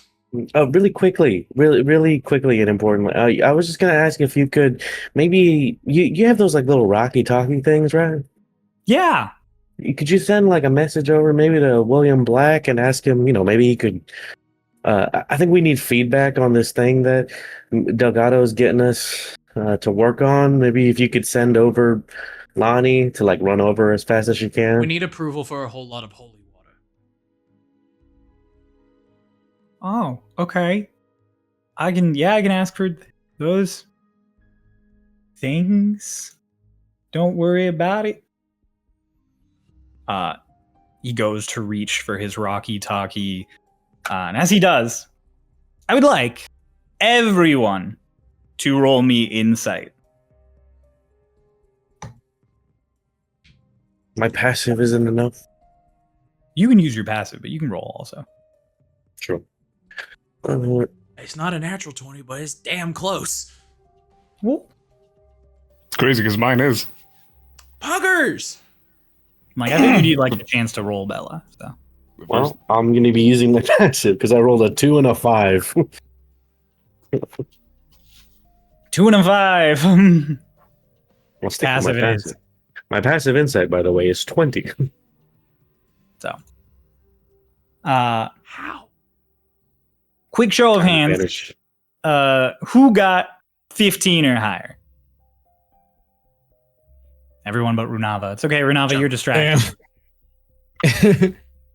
You're doing great. Thanks. Okay, you're talking to a rock in your head or whatever. A rock in your head? Yeah. Is that what's in Ray's head? No, it's what's in Runava's head. Oh. Nothing there, just rock. As you guys are asking Lance to do that as he reaches for the rock, there is an audible and a boom, boom, boom, boom, boom, boom that you guys hear. You all kind of stop what you're doing, glance around. Glance around? No.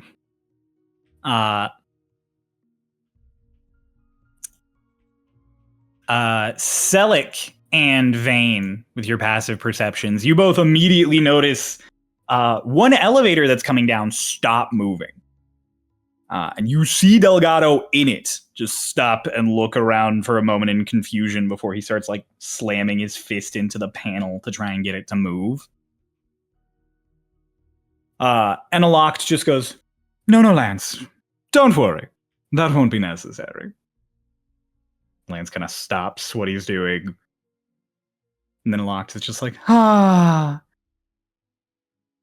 Runava, you're distracted, but everyone else processes something real quick. Runava, just deafen for like 10 seconds. Uh-oh. Everyone here processes the fact that every person in the room is looking at you.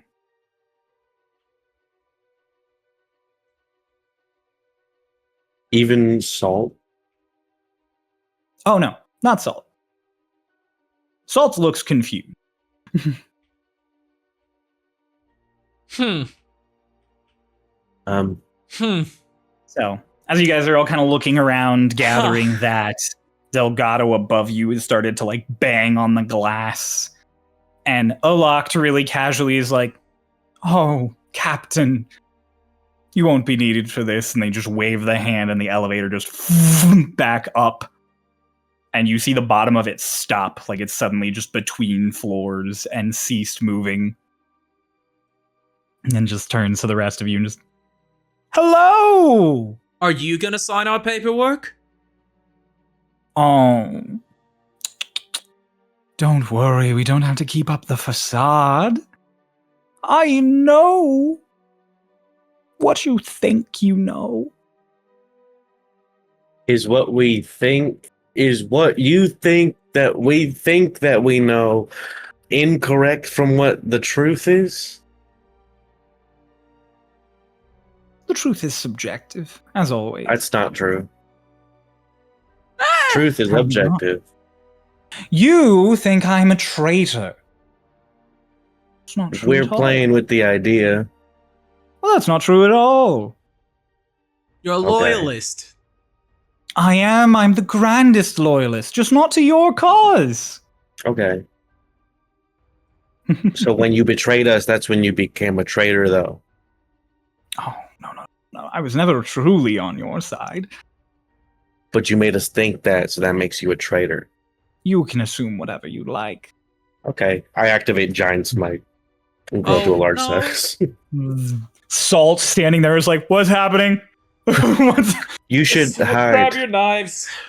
Okay, or do that. You don't have to get into this, but you should. It's for the betterment of Cloudbreach. Oh. You all start getting ready. Nalok just... What? None of the pre-fight banter? Well, I was No asking me why? Why? There it is! That's what I was hoping I'd get it from her. She gave it so much to the Tide Striker. Am I not special enough? Is Adelaide better than Little Alok? You just seem like you're more inclined to not give us direct answers, so I wasn't planning on trying. Fair enough. Well, I guess if it's just one more group of Stormridden that has to die. Alok snaps their fingers and just goes, everyone, if you please. You all watch as everyone in the room turns to you properly. And as Lance rises from his chair and pulls his shield and his gun glaive out, he twirls it around and he turns to all of you and he levels it on top of his shield. I should have seen that coming. Nalok just has a sickly smile on their face. Traitor's a better word to describe other people in the room. Wouldn't you agree? So does she own your ass, or was this a mutual benefit? It's complicated. Oh, it always is. So, you're here. You're Yeah. all here, Lance? I'm here. I don't think he is, actually. Renava gives a sigh, takes a step forwards. You know, I really liked you, Mutt. And I'm going to conjure that lance that forms from the palm of my hand. And I just very casually throw it up, and I'm going to cast Fireball. As you throw it up in the air, Bella, you, with your passive insight, can tell that it's very genuine. As Lance says, I really like you guys too. And I would like you to all roll initiative as I roll several dex saves. Oh man.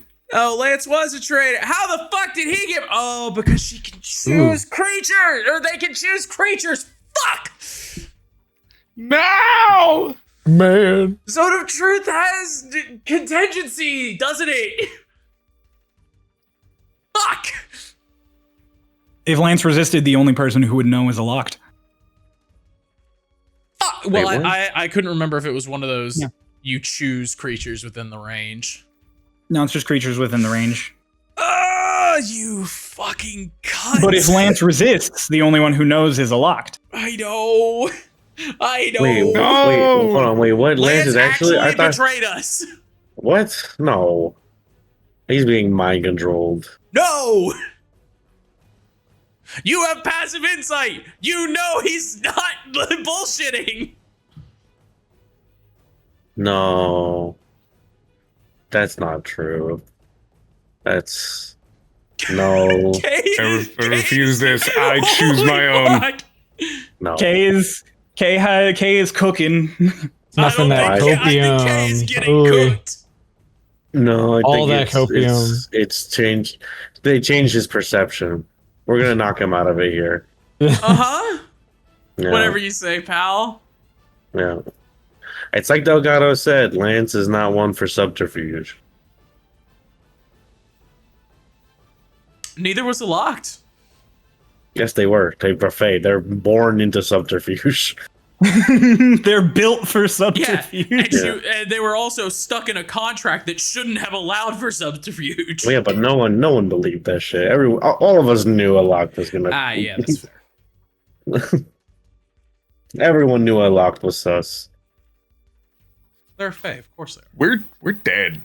Oh yeah, we're super dead. No, I'm a big cow. Oh yeah, I do need to Who make fuck you with large. a big cow? Yeah, big cows famously never slaughtered. You famously always find big cows. I'm a big cow. You could never knock me over. There's literally Use like it for us a per hour, pastime do I called need to cow grab some? tipping. Yeah, that's not actually. Have you ever tried I to tip do a have cow? music. Give me 1 That shit, second. you cannot do that shit. They are fucking built. That's where you get multiple people. You never go cow tipping alone. You tried going cow tipping alone? That's crazy. It's not a good time. Always gotta have like 4 people.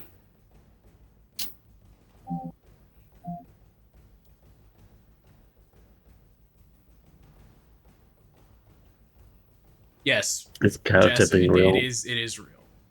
No, it's not. People do go and just knock over cows for fun. They don't though. You can't do it. You can. No, you can't. With enough people, you can. You're really on the nuh today, Kane. There, you cannot go and tip out a cow. There's a Tell that to my moose. Let's friends go that fucking once knock it tipped over. a cow. You did not. You're lying, Noah. You're like, looking me in the eyes and lying to me. You're really on your game right now. I'm on my telling the truth game right now. Oh, wait, let me put my initiative in chat. Don't want to die. So, I have a feeling.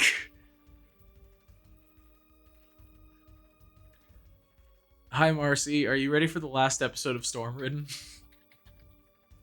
come on, guys. You got this. This is the mini boss. You guys are sorry Debbie Downers. Come on. Nuh-uh. No.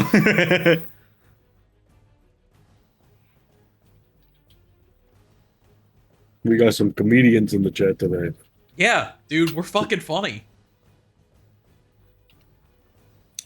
Okay, I'm crossing my I's and dotting my T's here real quick. You couldn't have let me be level 7 for this fight, Cryo. You couldn't have let me have this. Nah, don't worry, you'll be fine. My fireball damage, by the way, was 33. Damn. Buggers! You see, Lance succeeds the save. A locked fails. A locked is going to use a legendary resistance. Oh god. So that's one of them down. Make me a quick. Make me a quick investigation check, Renata. As we're going into this, as we're about to start. 21. Goddamn. 21. You can tell Hey. that despite using some kind of magic to better dodge your fireball, a locked took the damage you would expect. Interesting. Oh no! Oh, Wow. fuck. They're saving What the do you mean damage. now? They're gonna burst it. No, I think they're weak to fire. Oh, that's awesome. Resistant Yeah, to they fire. used legendary resistance to succeed the save and still took Yeah. full damage. Yeah. Oh, perfect. That's what I I'm didn't think about that. I love everyone being like, "What? What does this mean?" And I'm like, What? "He's No! no, it's good. They're a It's- grass type. Yes. Yeah, they're a grass type." Yeah. So Fairy is not weak to fire. not here. Yeah, but fire resists fairy. Fairy is Everybody not weak to fire. ready? Everyone's initiatives. I need to roll for Aloct and Aloc's various ads. I just realized. Okay. Vince, I'm sorry you have to die. Okay. Guys, no. He's fine. Sally, Okay, what's your you're initiative? usually like the immediate, like, all right, fuck this guy. Like, No, My initiative is 20. lands. To be fair, I put it in Kay is first. usually like, fuck that guy to people who you guys are like, no, I think they're fine. And then they turn out to be shitty. So Kay being the one person to be like, nah, guys, trust me on this. I'm just saying. This is out Kay's of never been a character. good judge of character. Excuse me, Hagen. I had that motherfucker clocked from frame 1. Oh boy. As you guys, we come back in. You guys watch as every mage around the room drops their illusions. As you are surrounded by a locked lance and a bunch of fairy creatures. Slightly smaller than your typical person. And I'm going to unpause the game and start the music. Is up first, Selic. It's your turn. You rolled highest in initiative. You are good to go. How do we begin? Aloct is the flower in the center of the room on top of the pedestal. Just to clarify. I'll move up. Go right here. And as I do, Selleck just like rips off his mask. I go into my form of dread, and as I walk up, looking over at Lance, just I invited you to go fishing.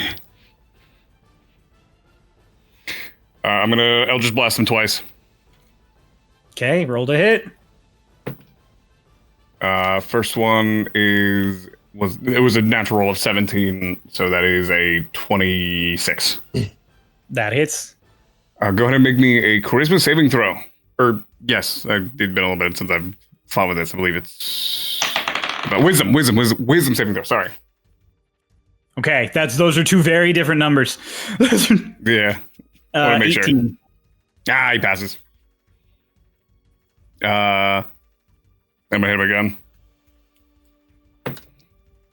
Oh fucking yeah! Natural 20! Natural 20? Yes. Don't roll double dice. Okay. That is man. Fucking Do not do adamantine, additional baby. damage against Lance. That's fine. I know the sets. Mithril. Oh, myth. I will switch out. Funny enough, it technically is kind of like I rolled double dice. I'll switch out the damage of the second one for necrotic damage, which means I roll an additional die. But Okay. if it was actually a crit, that would have been more additional die. He takes. That is one. Yeah. What does the first one do? The first one's not changed damage, right? The first one's not changed. The first one's just force. The first one is. Sorry, it's been a little bit. First one was 7. So the first one was 13. Okay. And the second one was a. So the second one is 18. The second one is 9. Ooh, he resists necrotic. Yeah. Damn it! All my things. He passed my save, got rid of my crit, and resisted my damage. Fucking He's a Lance. tank. He's a tank. So that would have been. Anything else? So that would have been a total of 23 damage between the two of those, even with the resist. 23. Gotcha. and he's not frightened of me, I'll move. I'll move back one. That's all my turn. Okay. Up next is Ritz. So Ritz is gonna pull out his card as, let's see.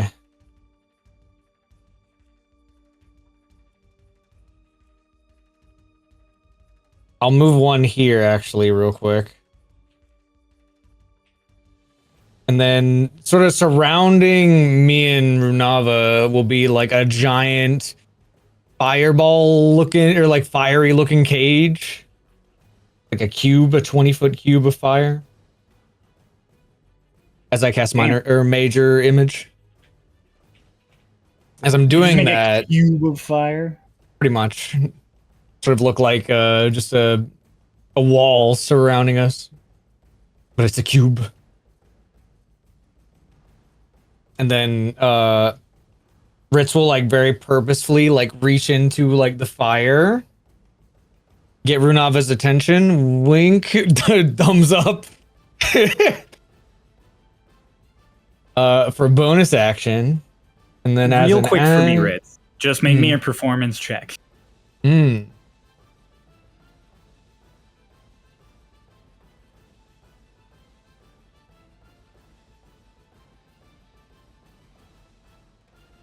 Fuck is my performance? Hold on.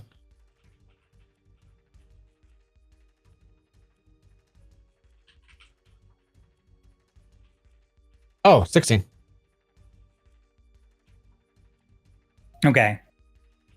So, you do a great job. All of the Fae are freaked out by the wall of fire, and Runava, you perfectly gather that it's not real. Mm-hmm. So now, hold on.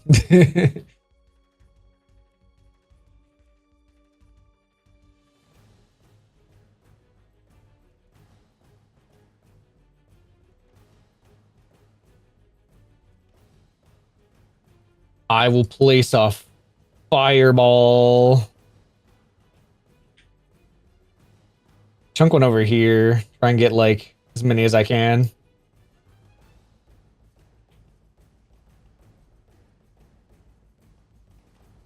You're gonna put a fireball there? What's the radius of fireball? Yeah, like just chunk one from like the cube in that direction. What's the radius of fireball? 20 feet. It's a 20-foot radius. Mm.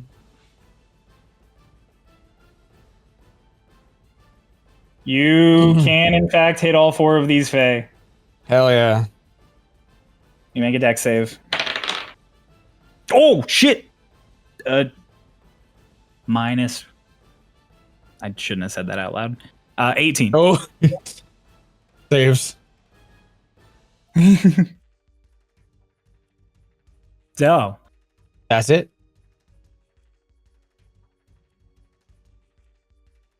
Okay. What was the damage on the fireball? Oh, I didn't roll. That is a key component of doing that's damage. Very true. just a little bit. Oh my god, 36. Damn. God Is damn. that the same that Renava rolled? 33. Close. 33, damn. Okay, Grandpa. Hell yeah. Pop off. Pop off, Grandpa. That should be it then. Okay, sick. After Ritz, up next is Bella. So you said with my passive insight, as Lance said what he said, like what can you just describe to me what I'm getting from Lance as I look at him? I won't have it take your action because you've been watching him talk for the moment. Just roll me insight to get a gauge on the whole conversation. If you roll bad, your passive will influence it, but I just want to get it. 22. Damn. I would bet. Lance seems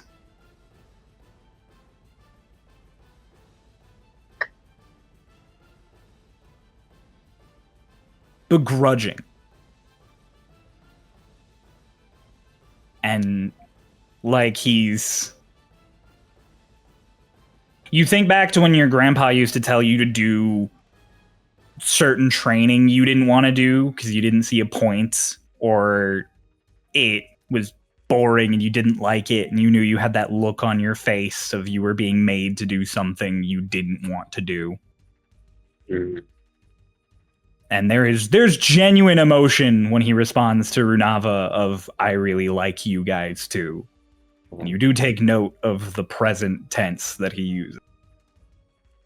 I look to him, and as I stand wielding my shield, and then I have the Valley Maker in the other hand. Just, oh, Lance, why? Like I said, it's complicated. Locke said that. Wait a minute. No, that was Lance. Oh. Yeah, Lance said it's complicated. I'm gonna move up to Lance. I'm like, well, maybe you should stay put then. I'm going to attack with the Valley Maker. Okay. That's a natural 20 on the first attack. Well, it'll hit. It won't do extra damage. I'm going to activate the Fire Rune on this attack. I would like him, and this is probably his best, or one of his best saves, but I need him to make me a strength saving throw. Above table, it's his second best, so.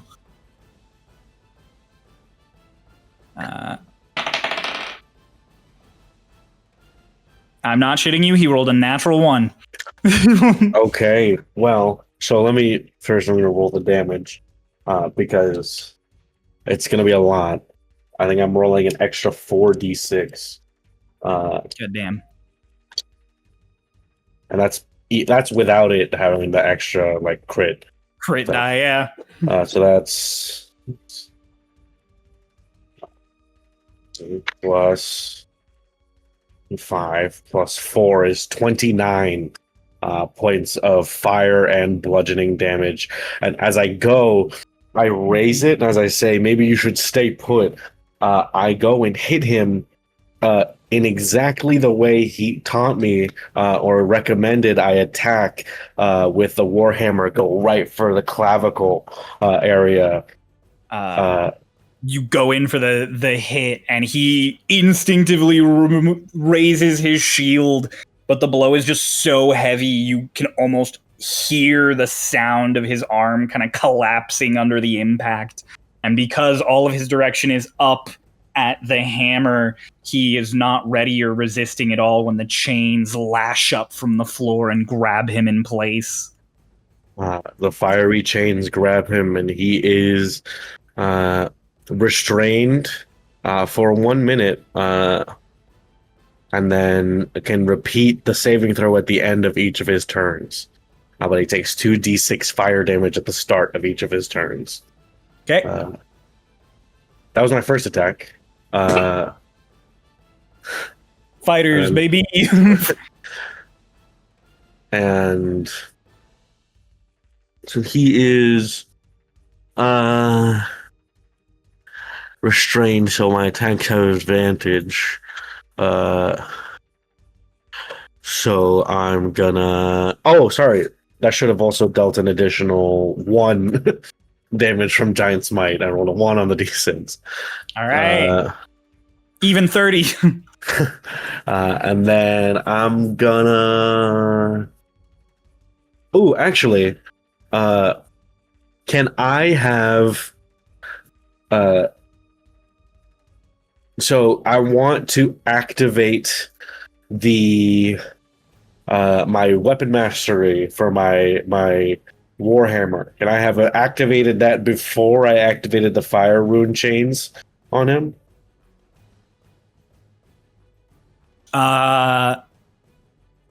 Basically, I want to push him 10 feet away from me and then have him restrained 10 feet away. I'll allow that. Do I have to make a save for the push? No. Damn. Boink. It's if he's large or smaller. When I hit with a warhammer, I can push the creature up to 10 feet straight away from me. And then I tell him to stay put. I hit him, and then I'm gonna. I look around the room. What does Aloct seem like they're doing? Aloct is preparing to cast spells. They're watching all of you and clearly preparing to cast something.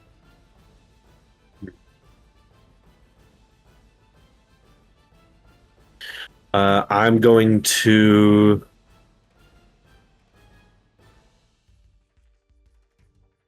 We can move through friendly creature spaces without impeding movement, right? Yeah. 25 feet up to a lock. Okay. I am, as I'm running, just like swinging the warhammer, and then I just raise it over me and go to slam it down on them. Like they're getting there ready to cast a spell, and then just suddenly the shadow looming over them, and then kind of look up at you and just, oh my. The hammer's just. That is gonna be 23 to hit. Okay, that hits. No extra besides the regular extras to this. I'm not gonna push them, and that's gonna be 21 points of bludgeoning damage. 21 points of bludgeoning damage. All right. And before anything else, they're going to use their reaction. I need you to make me a dex save. Yeah. 17. 17 meets beats. You will take half this. Okay. 6 and 5, 6. Okay. You're going to take half of 22 piercing damage. So 11. As the hammer comes down and whacks Aloct, part of their body kind of breaks off as you hit them, and almost immediately from the wound, instead of blood or viscera, just vines with spiked thorns lash out and jam into you, and you just barely dodge out of the way in time. I will use my reaction. As it almost grazes Bella a little bit, you notice it doesn't hurt because the tips of those vines are wrapped in ink. You take none of that damage as I use my reaction to protect you with my arcane ward. Wow, thanks for now. Ogres! I'm assuming that was you. In that case, so that was my action. Is Fire Rune a bonus action? No, it's no action. Fire Rune. And then I'm going to bonus action, because we're using new rules for spells. Bonus action, punch my gauntlets together, Armor of Agathis. Ooh, okay. Armor. That's my turn. Sick. Up next is Aloct. Oh. Shit. First things first with Aloct. Bonus action, Misty Step. They're gonna zip away. Okay.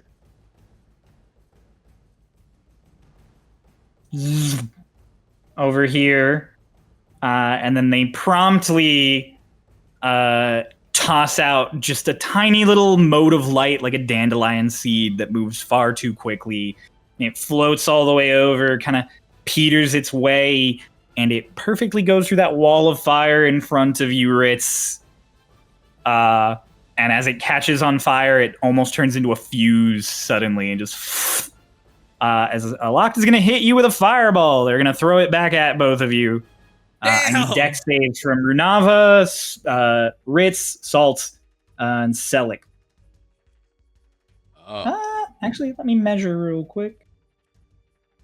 Do you have counterspell? No! Why don't you have counterspell? You're a wizard! You're a wizard! I didn't copy it yet. Bella, they're gonna make it a little closer so it also hits you. So I need one from Bella too. Dex save? Dex save. Damn it. I ran the 50-50 on if I'll get my turn before I locked and I lost. Ah! Yeah. I got a 5. 5. The save, a locked saves are 17, unless I specifically specify. That's otherwise. exactly what I rolled. So, who succeeded? Raise your hands. Okay, you two will take half. Salt will. You're like 17 feels so. I'm gonna random of a absorb number. elements. Salt will take none because of evasion. Oh, Ritz will take half. Awesome. So, let me roll a fireball. Oh, how I love fireball. I can't do anything about this. Don't worry about it. How many D6s is this going to be? This I mean, I'm not many. even participating. I just feel bad for everyone else.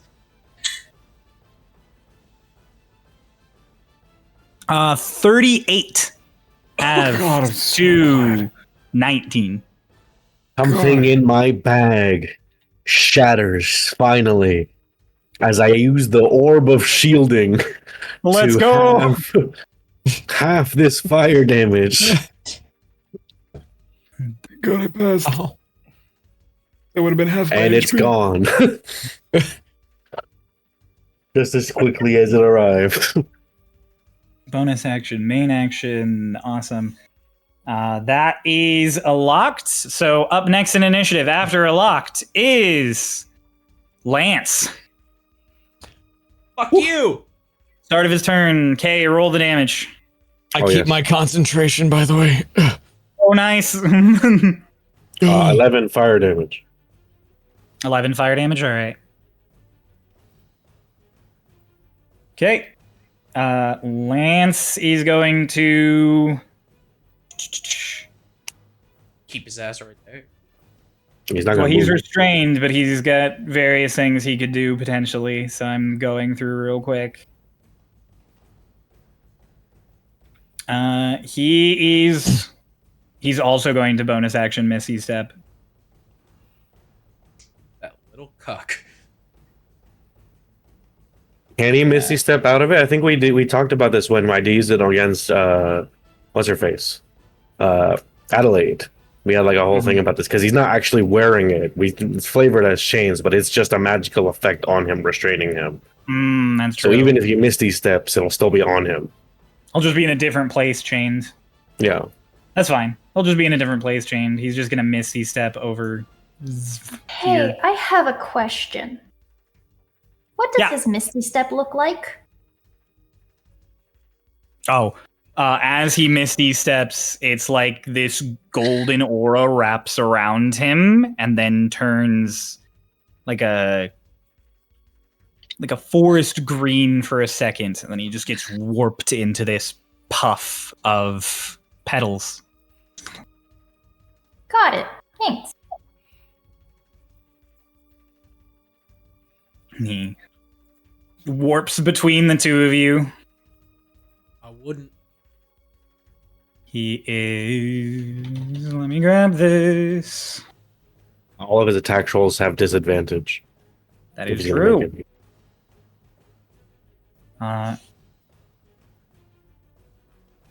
He is going to you, Bella. He's going to make an attack roll at disadvantage. His glaive. Lowest roll is 17. Fails. Fails. He's gonna miss. It's the Second highest attack. roll. Oh, the lowest disadvantage. Yeah, never mind. Yeah. Second attack. 19. Misses. Okay, so he swipes twice, misses both times. Swipes I one, can- second swipe, slowed by the chains. I just boom with my shield. You go to boom by the shield, and when he makes an attack, he doesn't have to hit, but he can attempt this. I need you to make me a con save. Con save. I'm good at those. Natural 20 for a 29. Hey! As you bong it away, it's like perfectly timed. He pulls the trigger on the gun glaive, and this burst of shrapnel and smoke comes out and just grazes your forehead. And then at the end of his turn, he's gonna attempt that strength save to break out.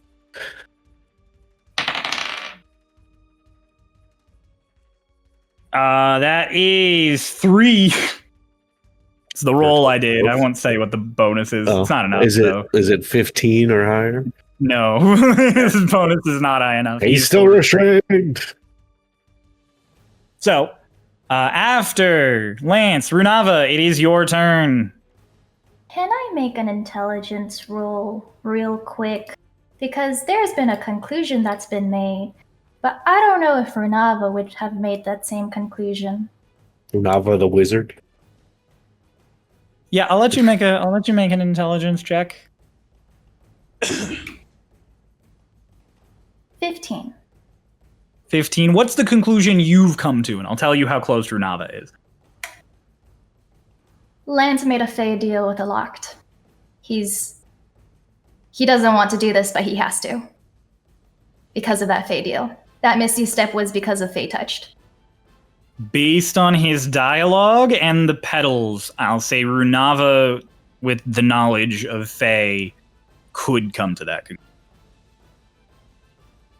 And is Runava knowledgeable enough that she would know how a Fey deal is broken?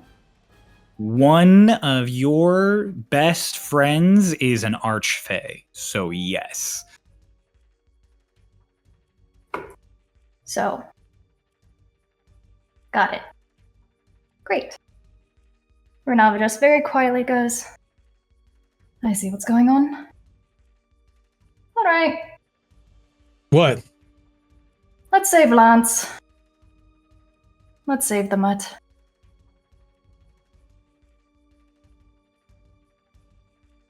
I'm going to run a hand through the fire, and it's going to conjure up that bow that I used to cast Chromatic Orb, and I'm going to cast it out of locked fire. Okay. Roll to hit. Dirty 20. Dirty 20 just hits, meets beats. Great.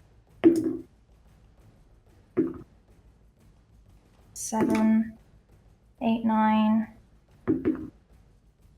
10, 11. I rolled 2 2s, so it bounces. 14. That's really low, but it does bounce. So 14 Okay. points of fire. Doubled to 28. Yep. It's going And to bounce bounces. Pick a to- fairy. the fairy bottom left. Natural 1. Damn it. Doesn't hit. Yeah, I would imagine so.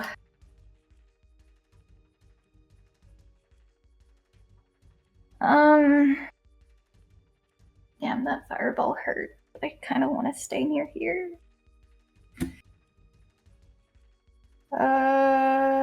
Yeah, but I also don't want to be in a line. I'm gonna stay where I am, I guess. You want to stay where you got fireballed? Yeah, I'm like, if I go over here, I'm making a line. But then if I go here, I could get. Again, there's always a line between any 2 points. That's like. Yeah, I'm a wizard. I'm going to take a step over here. I am going to use my blessing. Okay.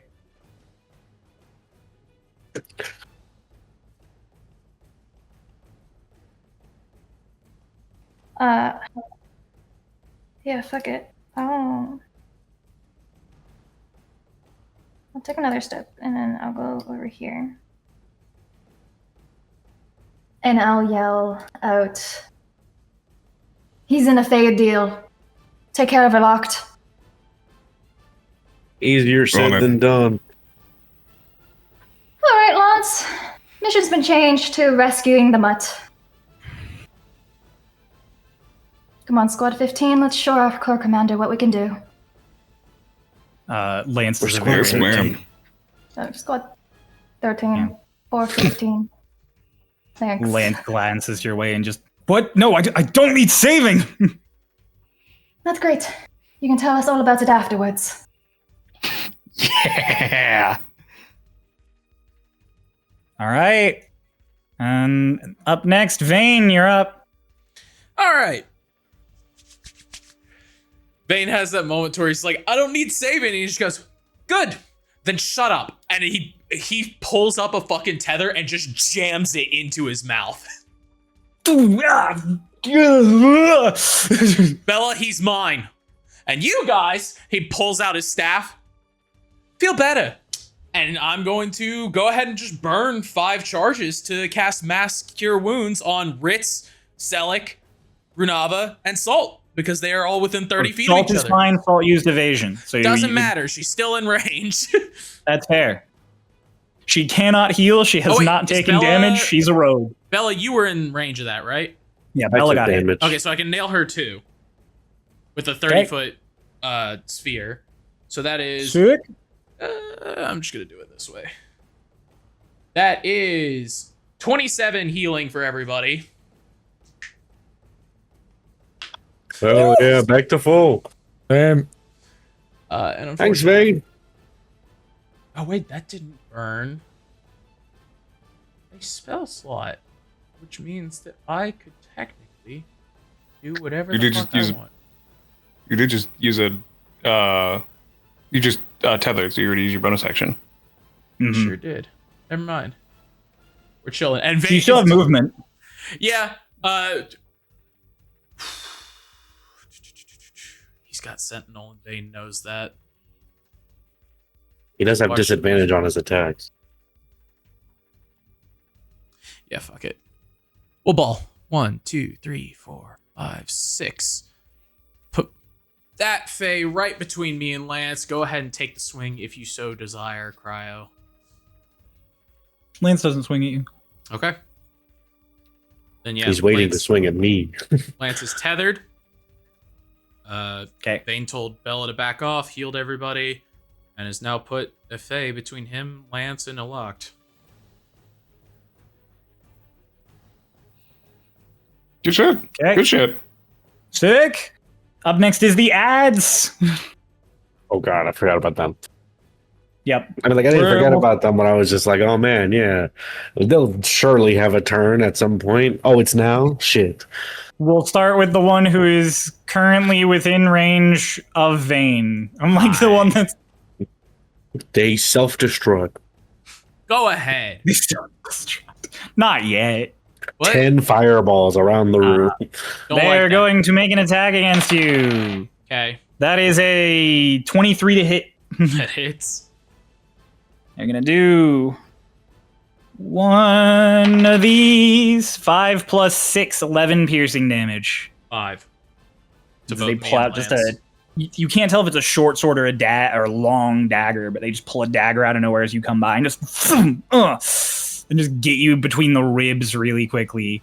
And as you do it, Lance just... like the trick, Lancey! Yeah, that's great. Then we're going to have this other one fly over to you, Vane. Do the same thing. Okay. That was one higher. Ow. Damage-wise, it was 2 lower, though. So that is 9. 4. 9 piercing damage, reduced to 4, that you and Lance both take. Lance, you get stabbed again, just turns to those fairies and just, guys, please stop stabbing that one! This one, 15, 20, 25. This one's going to come up to you, Bella. Also going to stab. 24 to hit. Yep. 4 plus 6, 10. They got some sharp-ass little daggers, dude. Yeah, man. Okay. This one can't reach you, so it's not going to try. It's going to make a ranged attack. It pulls out a little bow. Okay. It does not hit. Rolled a total of 13. Okay. Ritz, this one's going to try and hit you with its bow. It has disadvantage because you have cover from your wall of fire.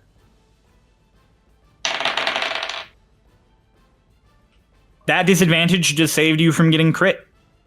I think you might still get hit though. 16. Meets beat.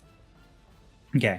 You're gonna take. I rolled minimum damage. You're going to take 6 points of piercing damage. 1 plus 5. Ow. Ow. Locke's gonna send these ones forward.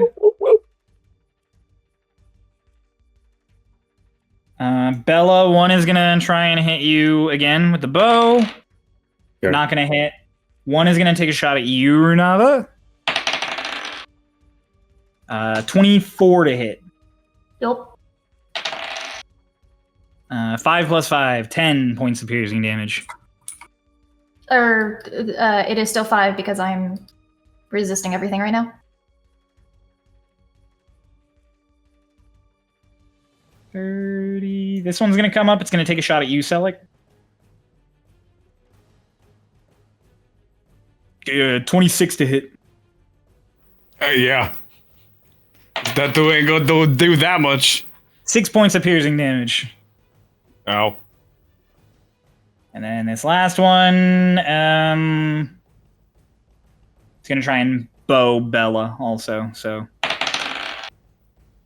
dirty 20. Misses. Okay. Silly cryo. It's not Bo Bella. It's Bo Burnham.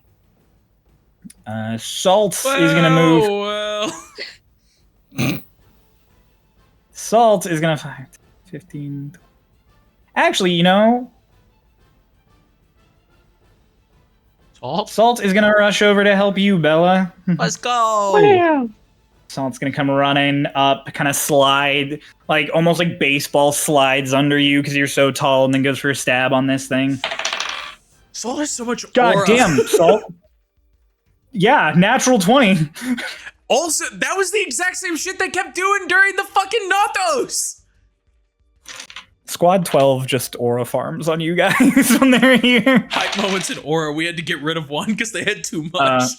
She's gonna do 12 damage to that fairy. How frail does this fairy look seeing Salt stab it like that? Salt stabs it in a really clearly vital place and does probably not the most damage she could have done, even hitting that vital area. Kind of middling damage. And it doesn't seem all that affected. Okay. So this thing isn't bloodied or anything. It's not. Definitely not bloodied. Okay. Back around to the top, which means Selleck, you are up. Go. Are these pillars or what are these? Which things, Ping? Those are the elevators. Oh. Those are the elevators? Yeah, down the bottom. And those stretch up how high? They go up all the way to the ceiling, which would be 80 feet. Okay. 5, 10, 15, and then I'll go 20 feet up. Selleck runs up the elevator and just stands on the side, and then he almost like a gymnast doing a back stretch to where their head is pointing backwards. Points at the one right here. Mm-hmm. Let's test these waters. Hex. I'm gonna hex this one here for their wisdom. Sick. And then he holds out a cigarette that's in his hand. At the tip of the cigarette lights. There's a little a fire, and there's a firebolt that shoots out of the tip of the cigarette. Okay. We're that one over next to Vane. That's cocked. Honor the cock. Okay. Man, it was cocked in almost a natural 20, but it went to a 19 plus things, 19 plus 9, so 28. That definitely hits. I need to make me a wisdom saving throw. A disadvantage. At disadvantage? I don't think I needed to roll again. Well, I wasted an 18. DC 17. DC 17. Oh, we did the with disadvantage. I rolled 8. Okay. Are they feared? They are. Okay. Activate my card. Oh, wait, actually, I apologize. Let me double check. Yeah, I didn't want to shoot it at locked. They did not have disadvantage, but they did. They didn't have advantage. I took the first roll, did nothing. Was an 8? Yeah, so they still failed because the first roll was the 8. Okay, so they can still be frightened. They are frightened of me. So I activate my card. Make sure I get this right. Cool. I get to add bonus to the next attack roll or increase their next saving throw. Cool. And they take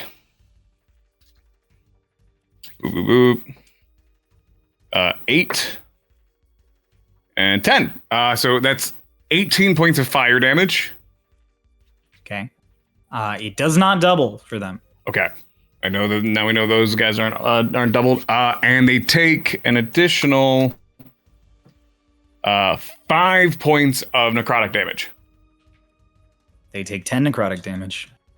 There it is. We're scouting. Perfect. And they are feared. So all within their line of sight. Okay. So necrotic damage on the little guys, fire damage on a locked. No necrotic damage on Lance. I genuinely say that out, just like they're not as weak to fire, but necrotic is what will do them in. And I'll trust y'all to do that. I'm gonna swing. Okay. Everyone who that applies to. Do it up. Dude. What? Oh wait, Ritz can't change his damage anymore. Yeah. Speaking of Ritz, Yeah, that's my turn. You're up. After Ritz will be Bella again. Oh wait, actually, Selic, so your turn ends. We get to initiative count 20. Okay. Fuck. Can we not? Lair action. Aloct kind of spreads their arms wide and does this sort of manic like and whips their hands up. I need everyone, please, make me strength saves. Let's go. I have advantage on strength saves because I'm in giant smite form. The first one was a 2. Oh yeah, that one's better. That's not great. That's not great. I will say this DC, like I mentioned earlier, Locked has 17 for their saves, except for one thing. This is the one thing. It is different. It don't brother, unless it's one digit. If everyone can please raise their hands for me if they got higher than a 20. Higher or 20? What, 20 or higher? Let me specify. Me! Hooray! If I had not feared them, I would not have saved, because I have a -1 to my strength, but I got to add my proficiency bonus. I got a 25. For the three of you, you're not taking damage. Which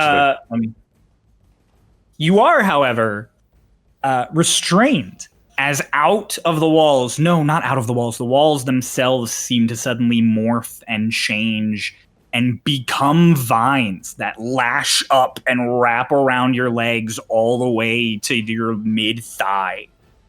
As Aloct uses their ability to grow their lair. We're fighting the tower. So that's everyone? Everyone's restrained?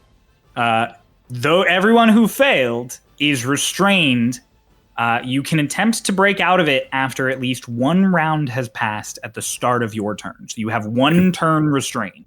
Is it the same DC every time? I don't know. You don't know. If it's that, I can't save out of it the next time if it comes around. Well, but you I'm so succeeded, so it doesn't matter. Yeah. I'm so glad. If it comes around again, I'm perma in there, I think. Yes, Ray, you had your hand up. I was gonna ask if we can teleport out of it, but I'll figure that out when it comes to my turn. Fair enough. All right. Ritz, you're up. You are restrained.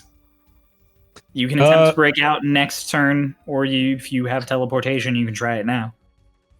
Well, first I'll fire another fireball in the middle of the fairy crowd. Oh god, you can still fucking hit all of them. Yes, I can.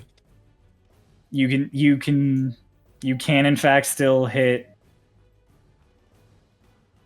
Hang on, I'm double checking range to make sure. Yeah, you can hit everybody. All right. Yeah. Well.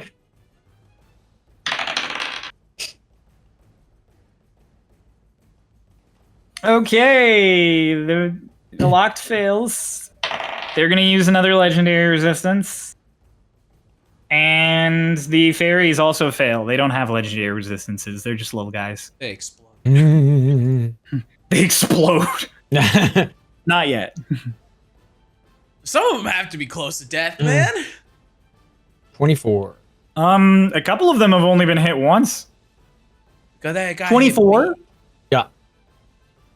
Ooh. A couple of them have been hit more than once.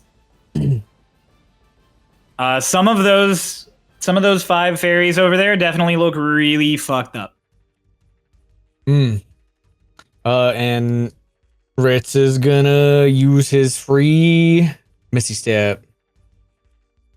Okay, where are you Misty Trying stepping? over here. Quick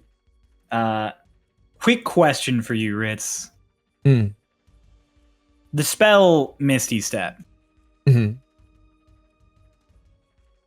It takes you briefly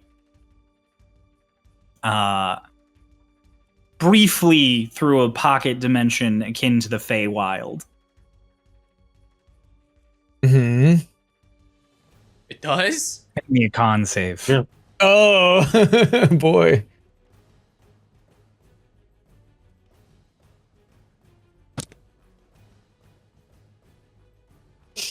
Ten? No. You take 6 points of psychic damage, and when you exit Misty Step, you are prone. Oh! As the violent Fey energy in the space assails you as you use Misty Step. Yeah, is it like You can just get up from that, so that's not bad. true? So it's just kind of like, oh. So I don't need to stand the fucking fireball, bitch. Ah. fair enough. Locke's just not offended at all. Just all right. Up next after Ritz is Bella. Bella.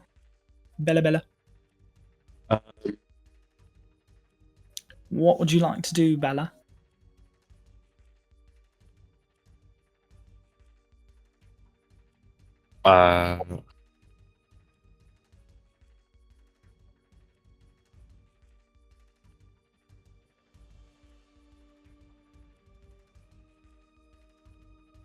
I am going to move.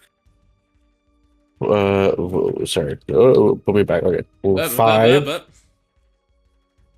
So if I move here, I'll be out of the. I'm gonna move 5, and then.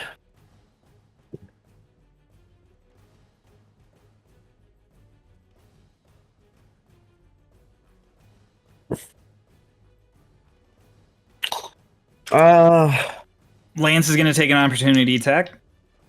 Okay. Well, actually, tell me if you're going to move any further. Well, I'm moving. Yes, but he has disadvantage on his attack. That's true. I just need to know if you're moving because where you are right now, you aren't technically out of his range yet. Oh, well, I am moving. Well, I'm moving here, and then I'm activating. I'm using Second Wind, so Okay. I'm gonna heal. I'm gonna heal how much? Oh gosh, oh, it's a D10. That's.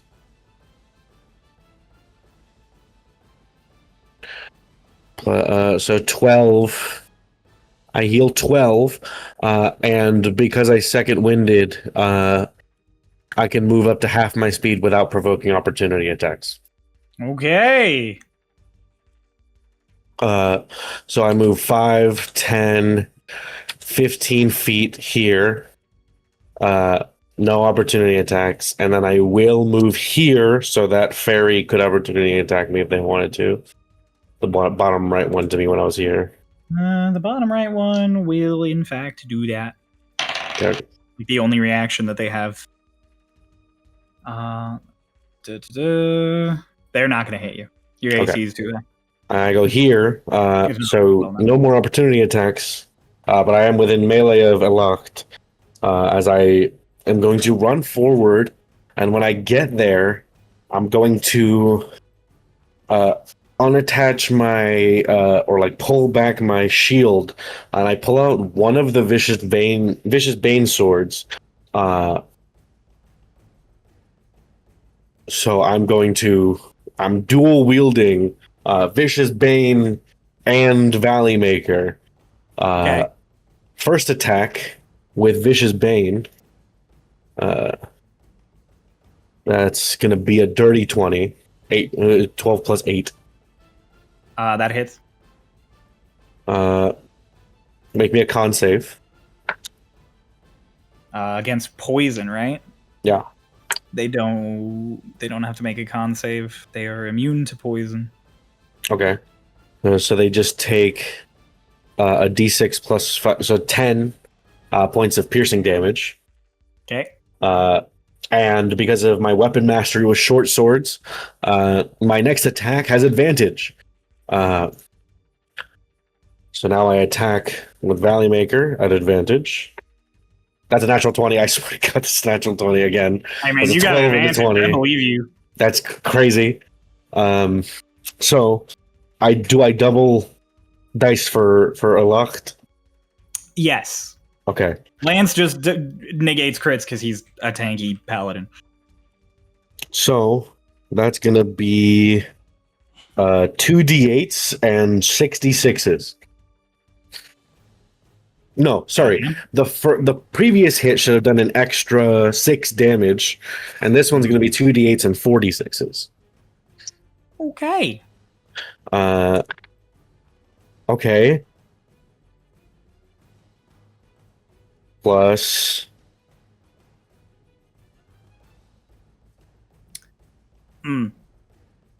Okay. Something good for you to note. You remember you have disadvantage on saves that would restrict your movement because you have the Vicious Bane. True. Well, but I have advantage because of Giant's Might, so it's straight rolls. So it'll be neutral. I just mean for the future, you won't have the advantage. Okay. That's a total of 29. 29 points of damage? Bludgeoning damage. They're going to reaction thorn jab you again, so I need a dex save. 14. 14 fails, so you'll take full. Okay. You are going to take 25 points of piercing damage as Elocht explodes in just a nest of thorns. Action search. Jesus fuck. I'm going to hit them with the Valley Maker 2 more times. All right. Have we gathered what Elocht's AC is? Have you told us yet? Yeah, like the first hit that hit them, it was meets beats at 20.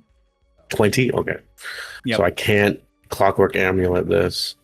So I'm just going to have to roll. Where's my phone? I swear to God. That's another goddamn natural 20. I swear to fucking Jesus God. Christ. That's back-to-back natural 20s. You really said, let's save the dog.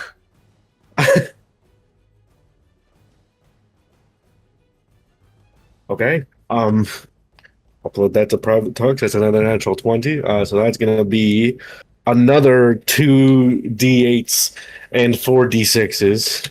God damn. Okay.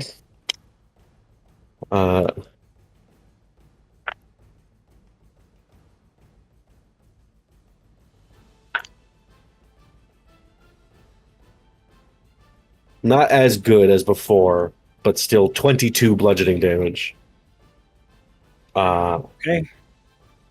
And then last one That's going to hit, but it's not a natural 20, don't worry. It's a 21 to hit.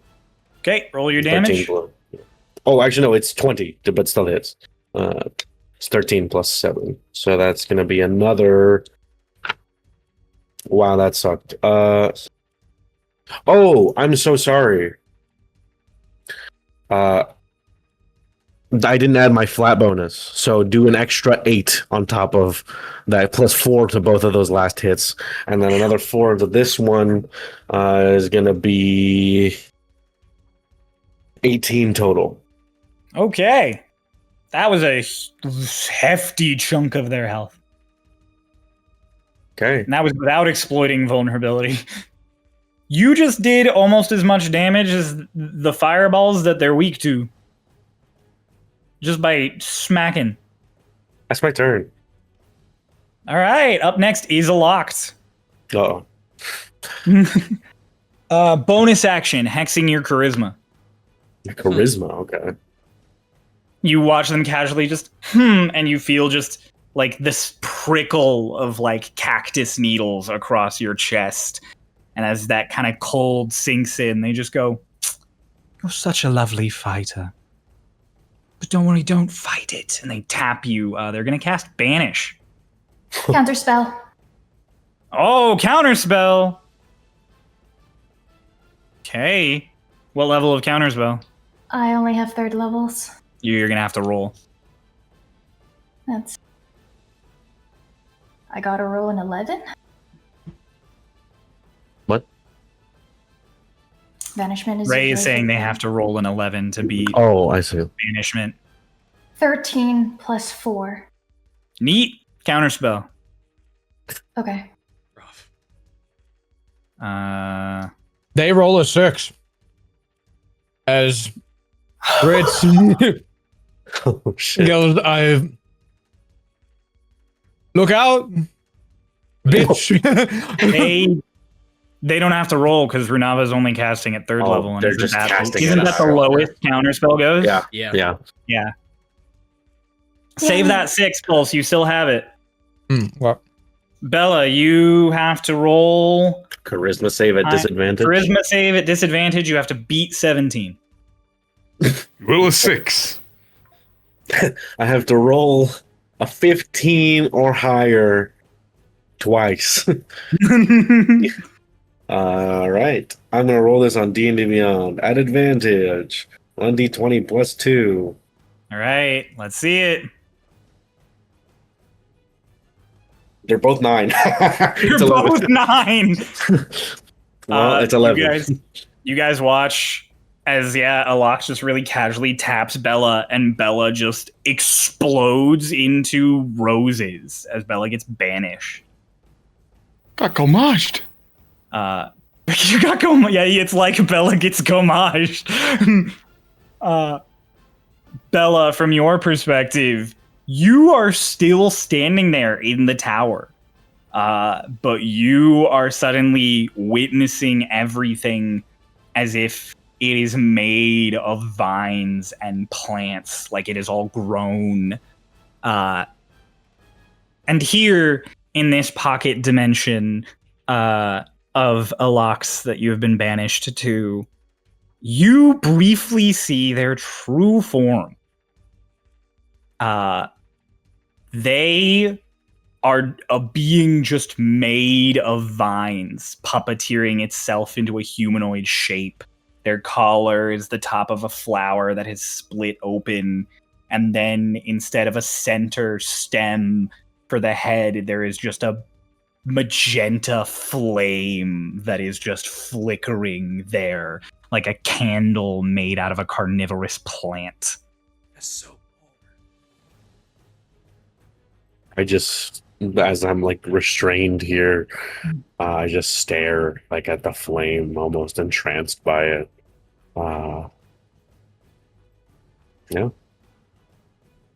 That is Alox's entire turn because they use their bonus action and action. Claire obscure. Briefly Come on, make Lance. Bella invisible. Try me, fuck boy. It is Lance's turn. Aloct is actually going to move, though, because they know Bella's going to come back there. I can't see anyone. Oh, I'm sorry. Hang No, it's on. okay. It's okay. This is more immersive. That's true. You said it's Lance's turn. He takes 10 points of fire damage. He takes 10 points of fire damage. Ouchies. 5 points of fire damage. I take 5. Oh, let's go. Double-edged sword. Oh, let's go. Goes both You can use ways. your reaction to sever the tether if you want. Nope. Except for Okay. Especially not because it's his turn.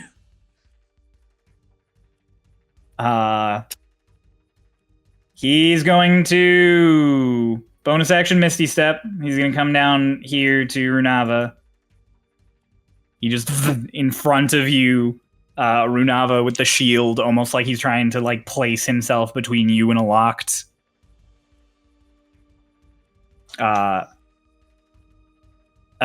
He just, as he squares up to you, is just like, you don't get it. I have to do this. And then he's gonna swing at you twice. Dirty 20. Hits. Okay, first hit's gonna do. He didn't roll great. 12 slashing. Half to 6. Okay. Second roll.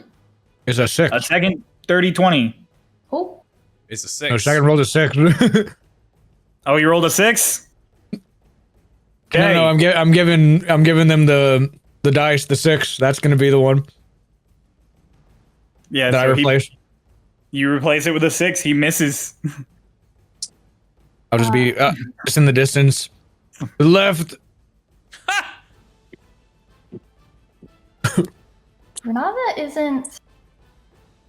She listens and she dodges that moment, but she's not looking at Lance at all. She's looking at Aloct, and she looks fucking furious. Okay. That's Lance's turn. So, Runava, it is your turn next. I just ignore Lance and I walk around him, and I, under my breath, goes, "A fae? A fae? No one but a god gets to counterspell me!" And I'm going to second level Chromatic Orb. All right, rolled a hit. As you get a nat 20. Oh! Pulse did for his portent rolls roll 6 and 20. That's crazy. Okay, You get a natural 20. great. It is And fire. with your heart, A little to the right. A little to the... which means right. You don't. You didn't have to actually. I was just joking. That's funny though. That's funny. 22. 22 plus 7. 29. 29. 31. My orb bounces because I rolled 2 2s. 2. 9, 31. 31 plus 7. 38. 38 points of fire damage, double to 76. 76. Holy shit. And I just yell, "No fae gets to counterspell me!"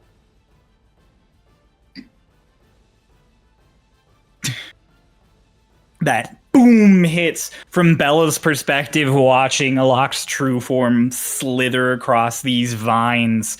They see a flash of bright light that just suddenly becomes shadow and envelops them, and then they watch their flaming head grow brighter in this pocket dimension.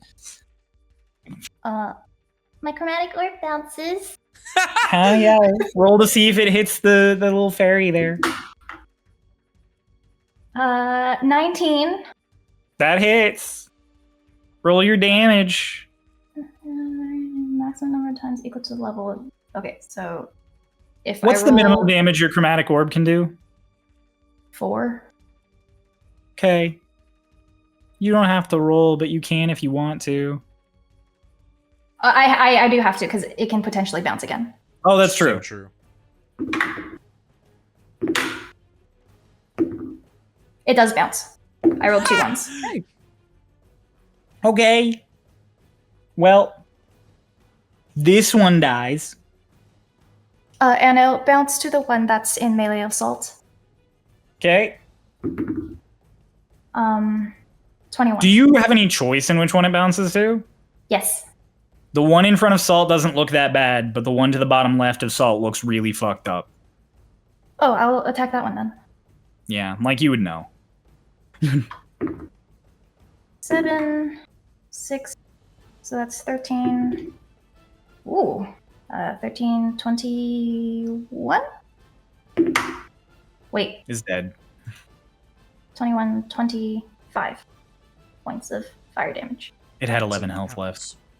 Does a locked hold concentration Yeah, I was on about vanish? to say I'm back, right? Like, Oh, yeah. shit! I was like, I don't think they can. I mean, unless they, they could legendary resistance it. But will they? They should have. They can't legendary resistance it to hit, so that actually they couldn't have legendary resistance that chromatic orb. They will. They'll use legendary resistance to hold concentration because Bella was fucking them up. They'd rather get one of you just gone. I was waiting for Ray to finish. They'll be like, so like I'm back, right? That is their last legendary resistance, though. Oh, Okay, okay. did you hear I heard me it. describe what you saw? Yeah, I heard everything. Okay. You said the flame got brighter. Yep. Okay. Runava, anything else? After that absolute trouncing you just gave me? They pissed me the fuck off. Vayne, you're up then. Don't worry. After Vayne will be I'm all about of the to piss fairies. them off. As Vayne just goes, I'm disappointed, Aloct. I thought that Fae were the ones that talk shit during the fight. Give me your best shot. And just immediately turns to one of the Fae and goes to cast Reeve. Ooh, go ahead, Reeve. Reeve, my buddy. 13 plus. What the fuck is my plus for Reeve? 7. Dirty 20. Dirty 20 hits. Beautiful. That will be 3, 2, 5 psychic damage. So I regain that 2, which I'm not sharing. Sorry, Lance. Fair enough. And then Vayne immediately turns to the other one and goes, so nice of you to come over. I don't even have to move. And the fucking cloak just immediately wraps from his other side and decks the other Fae. Roll to hit. 12 plus 5, 17. Meets beats. Ooh. That The is phase AC is 17. That is 8 bludgeoning damage. As the 8 bludgeoning cloak damage. whips around and just fucking claps this thing. That is the first time this one has been hit. It's kind of cocky as you're saying that because you're not even facing it. And it's like, oh, and then your cloak comes to life and just. So Locked have any response to me absolutely just being the worst? They just start to smile really wide and stare at Runava. And then they just glance at you and then back. It's the fairies' turns. Vayne, you're getting flanked. Okay. Stab at advantage. Sure. Well, the one up top has disadvantage, so just normal attacks. Sick. This first one, 23 to hit. Hits. I rolled a 1, 7 points of piercing damage. 3. Top one, 1 roll. It is not gonna hit you. It's 14 to hit. Go ahead and whine as Lance real quick. I still took damage. Oh, yeah. Lance got hit a couple times. Just this ability sucks. No, he wouldn't say anything. He's too. Everything's too intense right now. He's locked in now. He's locked in right now. He's gossiping to Runava and just going, your buddy's ability fucking it's Tevier fucking sucks. Ray, why did God make this class? He breaks the fourth wall entirely. Salt's gonna get flanked. shivved twice. Salt's gonna get crit. This is karma for Salt critting. Salt's gonna Silvery still take barbs. minimum. Salt's gonna take one above minimum if it had been one die because I rolled 2 1. What? I silvery barbs. You silvery barbs? All right. It still hits, but they take 6 points instead of 7 points of damage. You can now give advantage to somebody. I like.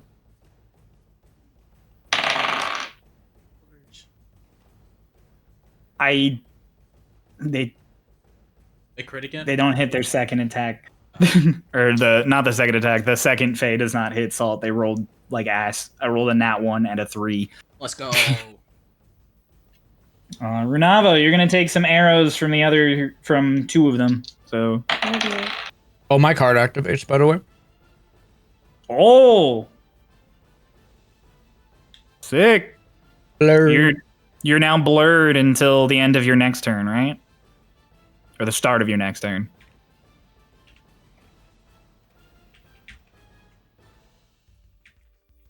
You read that while I hit Runava. 21. Shield. Okay, what's your AC right now, just so I know? 23. 23? Alright. Next attack. Natural 20, total of 27. Damn, bitch. Okay. 6 and a 2 plus 6, or plus 5 with the range. So that's 13 points of piercing damage. 11 because my shield gave me back HP, and then, yep, goodbye shield again. You smell so bad. Wow, okay. Check Oh, I'm not muted. Oh, I'm not muted. Salt injury. Oh, I'm sorry. I'm not muted. Wow. This I'm one not is gonna muted. I'm fly sorry. up above the wall of fire so it can see over. And Ritz, Runava, which one of you looks worse? I don't think either of them taking damage. I'm checking. Like, yeah. Might be me. I'm just make sure your HPs are updated. I'll just look at your list, your pages. Mine is. It is Runava, so it's gonna take a shot at Runava. Also, the only limitation you put on this is like the moment I get attacked, then it goes away. True. That's right. 25 to hit. Yeah, that hits. You're gonna take 4 plus 5, 9 piercing damage. I take that arrow, and I just kind of stumble forward a little, and I just turn to Lances. If I go down, you do not want to be in melee with me. That is my What? one warning to you. Not What? even a warning. A promise. Mutt. What? He looks genuinely panicked. That's all I say. That is the ads. It's Salt's turn. The one that crit her. Or nearly crit her before Ritz said, "Move to the right." Nearly, dude, what? Oh. She turns to it and just, "Hey. Fuck you." And then she just stands there for a second, and you all are kind of confused. And then she appears behind it with her knife. Just even though there is another her in front, she is using her duplicate. Oh, Shit. Advantage. Trickster? Crit. Trickster. As you know, many of my NPCs take multiple little abilities from multiple little places. This one is stolen from Arcane Trickster. I can't remember Arcane Trickster well enough. She crit. She rolled really fucking well. 16 points of piercing damage with a dagger. Jesus Christ. And this is the one that was alright. Oh, this one's so fucked up. Jesus Christ.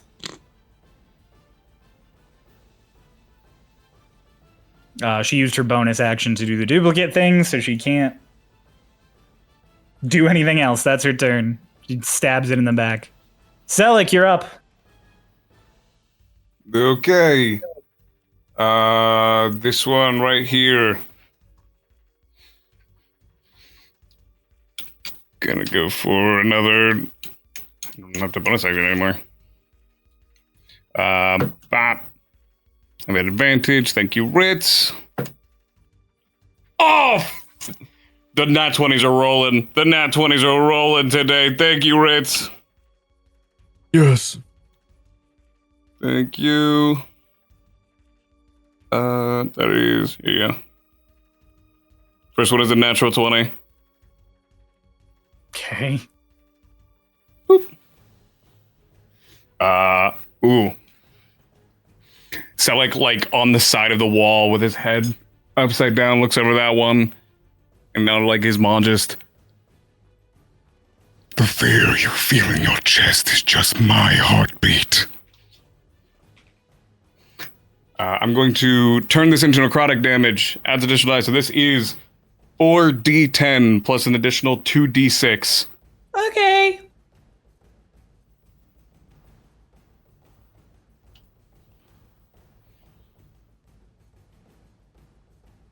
That is 29 necrotic damage.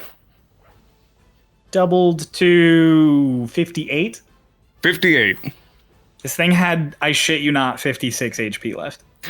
Let's fucking go! You just fucking delete this. Just Yeah, the smoke rings out and just like envelops them, and as like the smoke peters out, it's just like a low trail over top of them. Bonus action. I'll move it to that one. And then I will hit that one. That was my first Eldritch Blast. Okay. I'm not kidding! I'm not. Hands up! Hands are up! I can't turn that one to necrotic damage. Me looking at the HP remaining on this one and just grimacing. I can't turn it into necrotic, unfortunately. I Hands are up. don't know how necessary it'll be. Hands are up. You know, this one might live. Like, I'm looking at the wrong HP bar. This one might make it. Make me a wisdom saving throw. It's hexed, so I assume it's just a straight. It's straight. Yeah, they have resistance against magical effects. Doesn't matter. Activate my card. They take 2d10. Me split that. No, that's fine. I can just read it. Dang. I rolled better. On a crit, better. That was double the amount. My last roll was double the amount of dice. And it was 24 plus 5. On 2d10, I rolled a 9 and a 10. And then a min on the 2d6 and a max on the 2d6. So that's 26, 7 of that being necrotic. So that would actually be... Oh, sorry. I'll get the full count. 10 plus 5. So they take 24 force and 7 necrotic. So that would be 14. So they take 38 in total. Hey, you know how you just killed the last one by 2 points?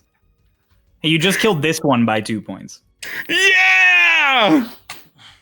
So Selic literally boom, boom, 2 of these fairies next to you, Vayne. You're like all squared up, your cloak flared out, ready to fight them, and then from above, just snipe. Just hell yeah, Selly!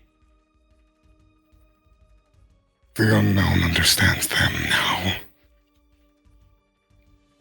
As Selic says that, Vayne, you get a weird chill up your spine. Say. That's all I got. That's the most I've made out of my turns. After Selic is Ritz. What's the lock doing? Are they like hidden or some shit? They're staring daggers at Runava. They're not hidden. They're standing on top of a desk. Oh, lair action. That's right. Oh. Everybody make me strength saves. Do I even have to if I've never tried to break out of mine? They're using their lair action again. So if you're not trapped, they're trying to trap you again. Oh. But that's my point. If I'm already trapped. Oh. No, you don't have to roll. I was like, unless it stacks.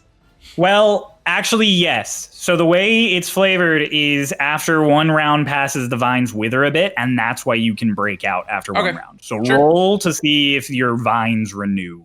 It renews. Okay.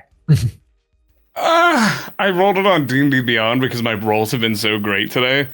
And on D&D Beyond, I rolled an 18, which is -1, so 17, plus my proficiency bonus, which is 19. Not enough. God. The walls fucking grow out and grab you and pin you to the spot that you're standing on. So, like, you have become a turret attached to the wall. Yep. Did anybody save? DC 20. Everyone's restrained. Bella did. Bella saved. Bella saved. Woo! Bella, you're not restrained by the vines. Did Bella come back? Does I he even apologize. matter? So Locke used their last legendary resistance to keep Bella away. So,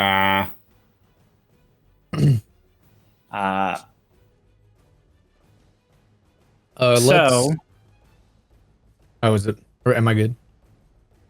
Ray, I'm gonna DM you something real quick. Oh, okay. Or actually, tell me real quick what you rolled on that save.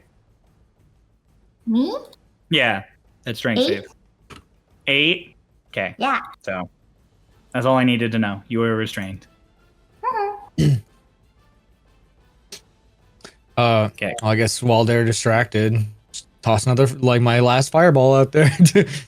Up to a locked or Yeah, try and hit a lock, but also as many as I can, as always. you now that Bella's not there, you can hit a locked. Yeah, you can hit. Oh my god, you can hit a locked and 3 again. Hell yeah, just keep throwing them. Yes, you can, Noah. We're gonna toggle back to the first one we used for a moment, and then something's gonna happen. And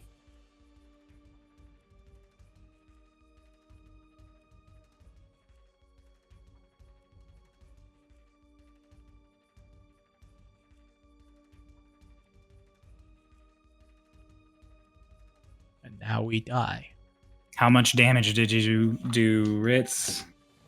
A locked fails. 27. 27. A locked is gonna take double that, so 54. Mm-hmm. Ow. One of these Fae is dead.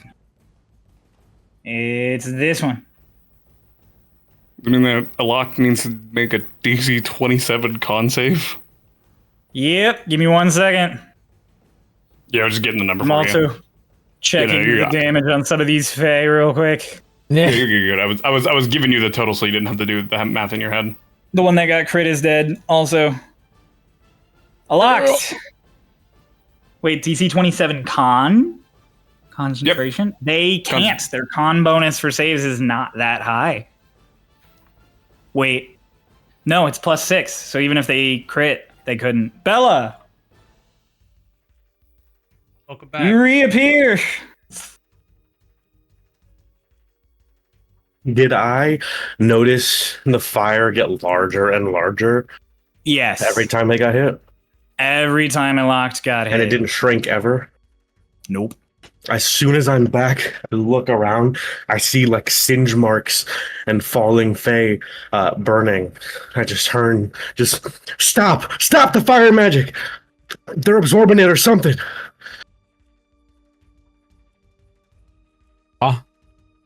Stop with the fire magic. Okay. I can't do anything else. That's Ritz's turn. Bella, it's your turn. Hey, Grive. So I saw a locked true form while I was banished. Did it seem like their true form and like their center of being, their true like self was that flame? It seemed yes, like it. So, I may be stupid. Bonus action, second wind. Okay. I heal max 16. Actually, sorry. Do I want a second wind? How's my health looking? Oh, I don't think your health is looking that bad, is it? it's like a third of the way gone. I'm gonna drink my potion of greater healing. That is better than second wind. 4d4 plus 4.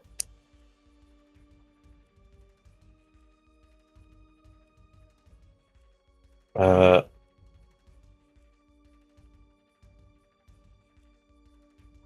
10 plus 4, 17. Wow. That's one better than Max second wind.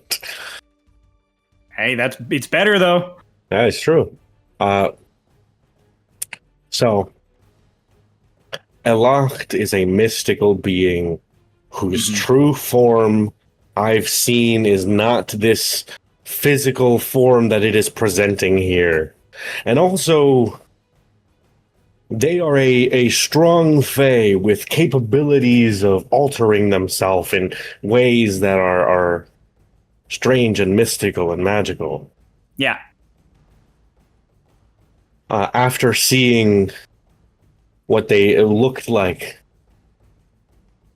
and knowing their last legendary resistance is out, I run forwards, reach in my bag and pull out the jug of containment and pop off the cork and point it at Elocht. Oh! Ooh! DC 15 strength save. Are we gonna Pokeball Elocht?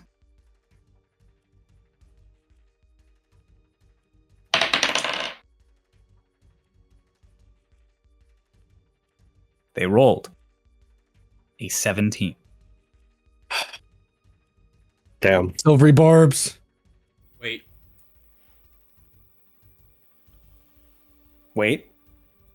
Never mind. They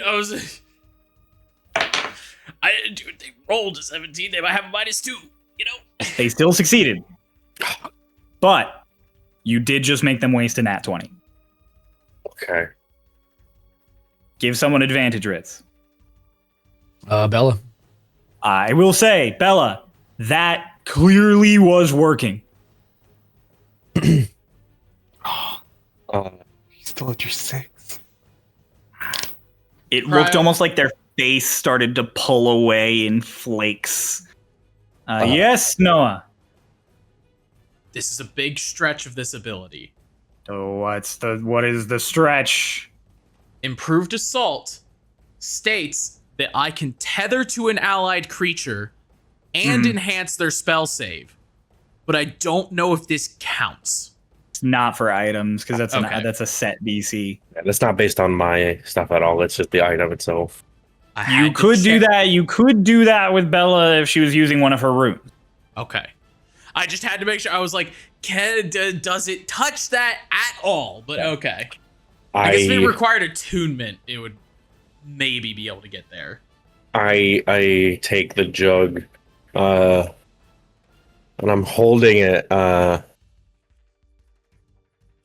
I like, as it like pulls on them, but they like resist.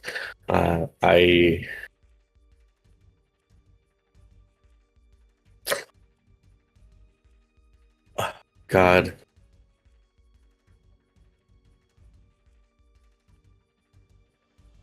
You still have movement. Yeah, I just... Oh, did you run up to them? No. I'm just going to... I stand, and I have the jug, and I'm ready to... Because it's not... There's no limit to how many times I can attempt this.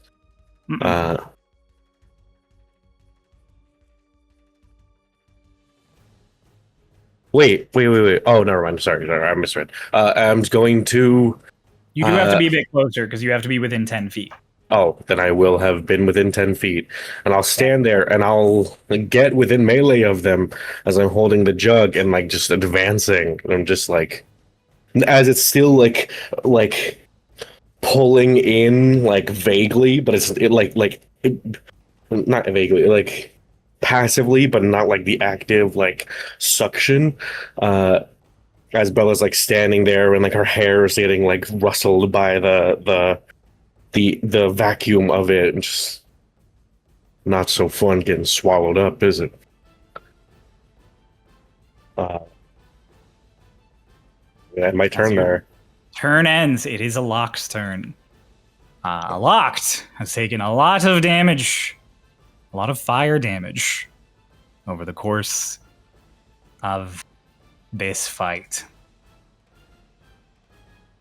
They have been trying to reduce it, so it's not like they've just been eating it for some purpose. But like Bella saw, that flame kept getting brighter. So as Alok starts their turn, or rather as Bella's turn ends, they're going to use their one legendary action. Alok starts to almost shed their skin, flaking away like snake skin as they rip vines out from it, spikes and thorns, and their face pulls away and burns into ash and that magenta flame above their head.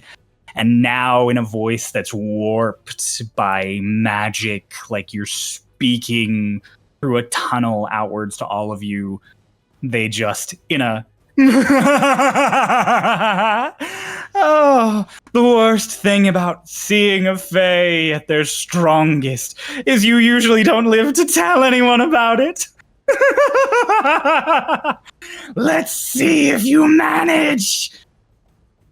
And all of you watch as that flame starts to eke into the vines. And then like invisible vines across the floor, this domain of theirs, these beams of light arc out to each of you. And as they light up, I need everyone to make me dex saves. Oh, I'm fucked, aren't I? Oh, you're restrained. I think several of you may be fucked. If you're restrained, which I think right now is everyone, you have disadvantage on your dex saves. Everyone but Bella has disadvantage. Yep. Now I rolled the natural 20. Damn. Just you roll the second one. First one was good. Just easy. crit. First one. The first one was good. As Pulse always tells me, just crit. Just great. Pulse, just crit.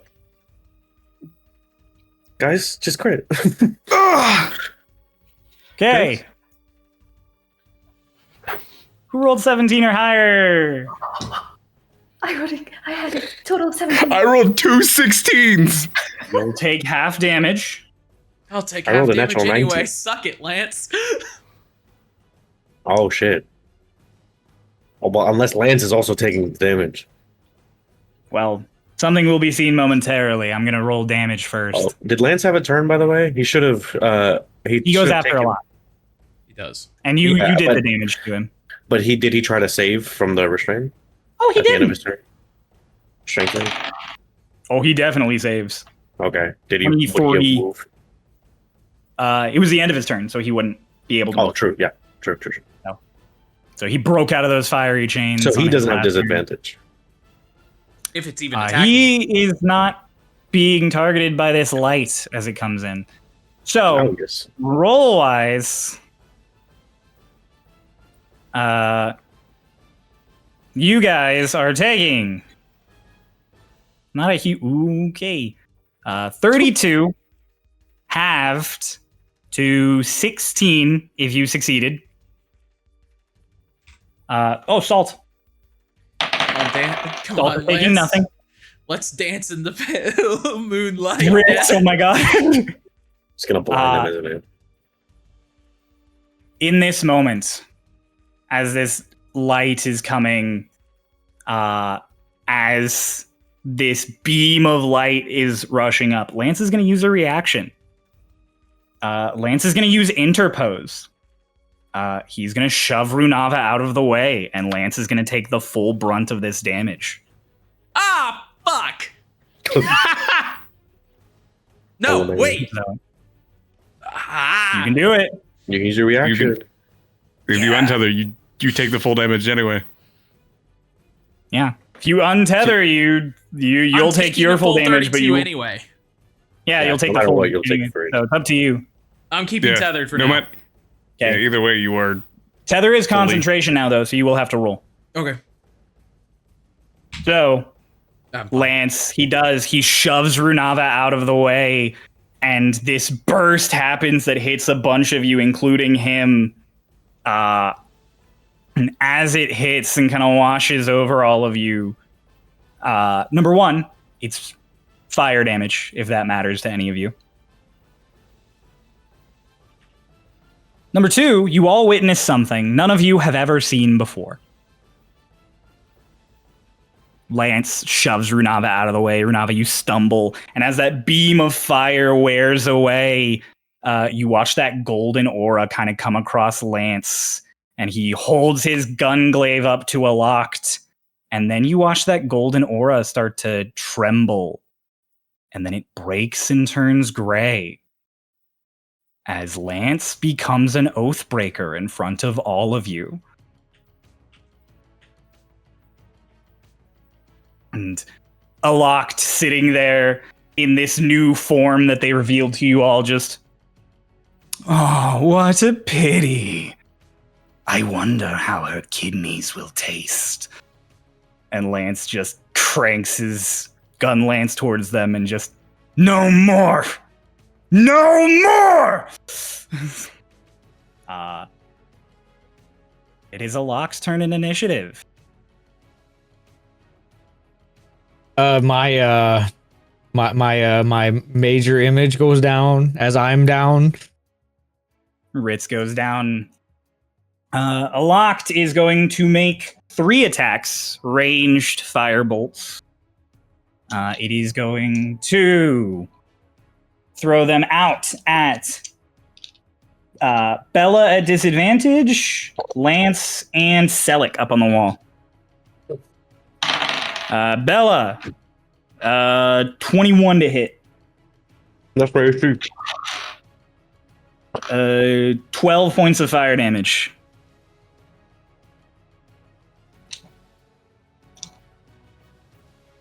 Lance. That's not hitting. Selleck. It's a dirty 20. Still hits. 14 points of fire damage. Gotcha. These 3 motes of light that it just whips out at all of you. Ouch. Bonus action. It is going to move. Can move up to 60 feet with its Misty Step in its domain. So it's going to teleport over here on top of this table. It's Aloc's turn. Up next is Lance. Hey. Yeah.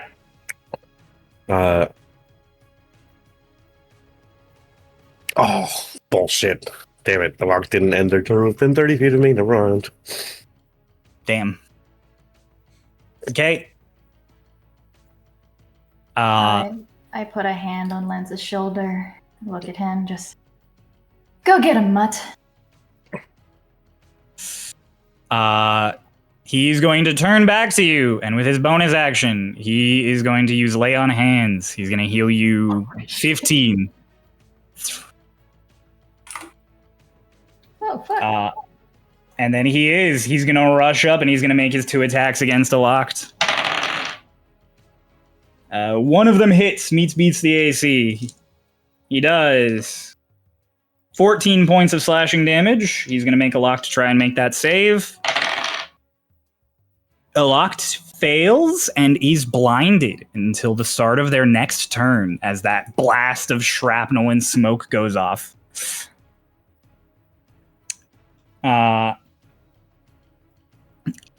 After Lance, Runava, you are up. Ooh, for flavor, you tapped Lance on the shoulder and you said, go get a mutt. And as he rushed off after healing you, he whacks that one hit. He lines the gun up, and then he literally just goes, arf, arf, boom, and fires that thing off in its face. Lance, you're a freak. Lance, you're a freak. Lance, that was so lame. I love you. He's such a dweeb. Arf, arf. That's awesome. I love that. He's got this angry smirk on his face. Runava, you're up. I'm doing the same shit I've been doing. Chromatic orb. Roll to hit. I got one thing that I do. Fuck, that was almost a natural 20. It was a 2. Mm-hmm. That doesn't hit. That doesn't hit. The orb sails wide and hits the books behind Aloct. And Aloct again in that strange warbled tone just, ta-ta, wizards shouldn't burn their books. Fortunately, I'm not like your standard wizard. Bonus action. Bonus action, I'm going to use my blessing. I'm going to come up over here. You come up near Salt, and Salt literally to you is just like, you all have so much to explain to me once this is over. Right, yes. Okay. Runava, above you, as your turn ends and Vane starts, there is an audible as you guys look up, and the bottom of the elevator, you see Delgado's sword through it, just cutting its way through. This time next round, if Aloct is still up, Delgado will join the fight. Vane, it is your round. Vane it's has your a turn. moment to where he looks at Aloct and goes, sorry, bitch. I made a promise, and he twirls the staff around and cracks it on the bottom of the floor as he burns the rest of the 5 charges to throw another mass cure wounds, which I did the math. I can hit everybody, including Lance. I mean, not everybody within that little bubble. So, on the bottom there, Lance, yeah. You can hit everybody but Salt and Bella. Selleck, and Ritz, and myself, with 5d8 plus 4, which I'll roll on D&D Beyond, but we're going to go ahead and take that 1 and crank it all the way to max using my card, which allows me to max the value of any one die at any point. So that would be an additional 7 on top of that, making that 34 healing for everybody. Yeah. Heal 34. Fuck yeah. Cryo, I'm going to give up 15. I'm going to give up 15 of mine to heal Lance more. Okay. Wait, do I get it? Who all do you No, get? you're out of range. Everybody but Salt and Bella. Yeah, so I'm going to give up 15 of mine to give it to Lance. Above table, you just put Lance back in the triple digits. I'm aware. Triple. Damn. I'm full health. You're aware? I had 12 HP. Well, I was more aware of the fact that I was just absolutely fucking dishing into him. Like, he now has 1 above my favorite number of HP. He has 102 health now. And then let me go ahead and Cryo. Yeah. The staff survives on 2. Ooh, let's go. That was close. All right, Vane, that's your turn. Yeah, that's it. Well, I haven't burned up everything yet. I still have my bonus action. What can I do with that? I wish I could teleport. Fuck all. I'm not gonna get to locked before they get disintegrated. I can't do anything with it, so we're keeping on. That's it. I can't move either. That was awesome, Noah. Pixie up on Runava. Stab. I'll do no such thing. Miss. Mm-hmm. Pixie up on Ritz. Let me take down your spell there. It's gonna stab. It's got advantage because you're KO'd. No, he's not. Oh, he's up again. That's right. He Yeah. does still have advantage, but he is I'm up. Am I prone? I guess. Yeah. Yeah, you're prone. Yeah. You are getting hit. Unless you have shield or something. 21. Nope. Okay. Yeah, you silvery barbs. 7 points of piercing. Oy. This one's gonna make a bow shot at you, Selic. 14. I don't think that hits. It doesn't hit. It would have hit my other AC, but it doesn't hit me now because of the tattoo. I told you that tattoo was a good investment. Good investment. I'm good. It's Salt's turn. Salt is gonna Cryo. run down here. Hey, Cryo. Yeah. This fairy, Mhm. it's within 30 feet of me. Make me a wisdom saving throw. 9. You fail. You're charmed by me. You're incapacitated and into a dreamy Charmed stupor. Fae. Oh, they might be I capable of being charmed. let me Which, double check. you know, if that's the case, It's not incapable of being charmed. It does have advantage on magical effects, so I'm gonna roll again. okay, I rolled less. I rolled 1 less. It's 8. cool. So you're incapacitated. Can't take any actions, bonus actions, or reactions. They can't speak, and they're in a dreamy stupor. Okay. So I'll give Salt advantage. She didn't crit again, but she hits.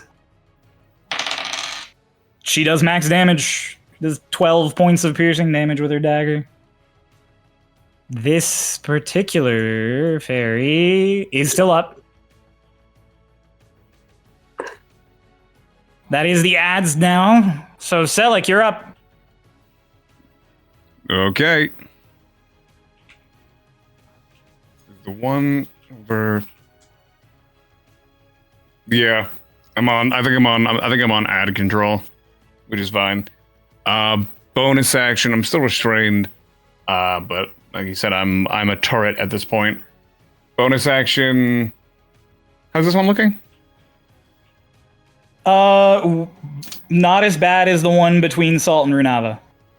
It's between Weirdly something. enough, the one that looks the worst is the one that's currently stabbing Ritz on the ground. Yeah. I'll make it Okay. easier to see by putting it here instead of on the elevator. It's also pretty on the elevator. I will, instead of bonus actioning that, I'm going to just shoot the one next to Ritz. Yeah. 22. That hits. I will turn it into necrotic. Okay.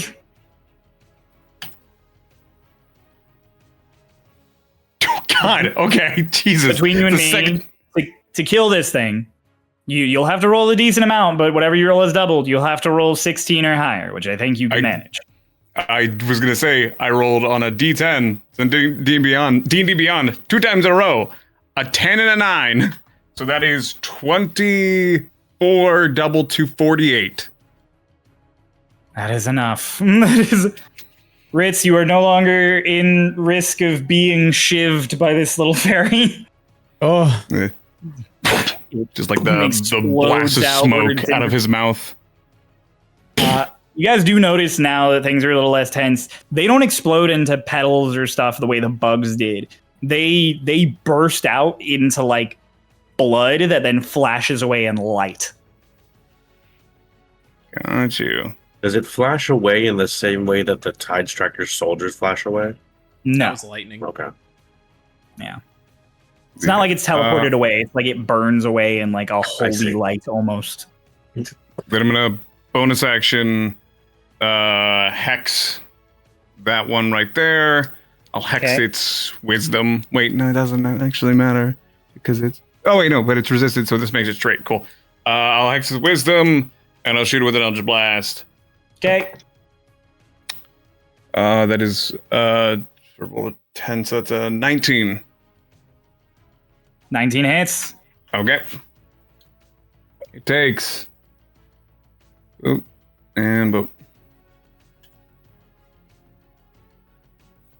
So that is 8 points of force and 8 points of necrotic, which means 16 points in total. And I need to make me a wisdom saving throw. 16. Wait, 8 plus 16 is what it did in total? No, it did 16 in total. I accounted for it. Okay. The Wisdom necrotic. save. Nah, dog, it fails. Sweet. I rolled a 2. Its bonus is plus 4. That one is now afraid of me. I activate my card, holding the card like on the side, and he just looks over, like seeing all of the ads slowly move away. He's stuck like in the vines wrapped around him. And he just goes, "It's fine. I watch from places you promised yourself you'd never look." And that is all I do on my turn, because I cannot move. Okay. Ritz, you're up. You're prone. You're not up. You're on the ground. True. If I lay here. I'll get up. Am I restrained? No, when you went down, that effect would go down, so you are not restrained. Oh. Well, I see them in my sight. They're on a table, so they are taller. They're also already taller than Lance, so you yeah. can. Yeah, they're standing on a table and they're like 7 feet tall. So They're roughly 12 feet right It now. is 7 feet tall. Oh, they're taller now too. Yeah, it's like 9 feet tall now. It's like a little taller than Bella. Well, very similar to Renava, but more of a divine blue color. Sanguine shock goes their way. Ooh, you have to make a save. I rolled a natural 1. I'm not even shitting you. Let's go. Do they have advantage? They don't. You don't have advantage on spells and magical effects? A locked does not. No. Dang, that's crazy. 7. 7 points of damage. Mhm. Okay, and they're now under the effects of sanguine shock. They're not looking great. Bella, it's your turn. It's my turn. Well, Ritz. I movement. will move. Are they going to use a lair action? Ooh, yeah, lair action. They have a new lair action now.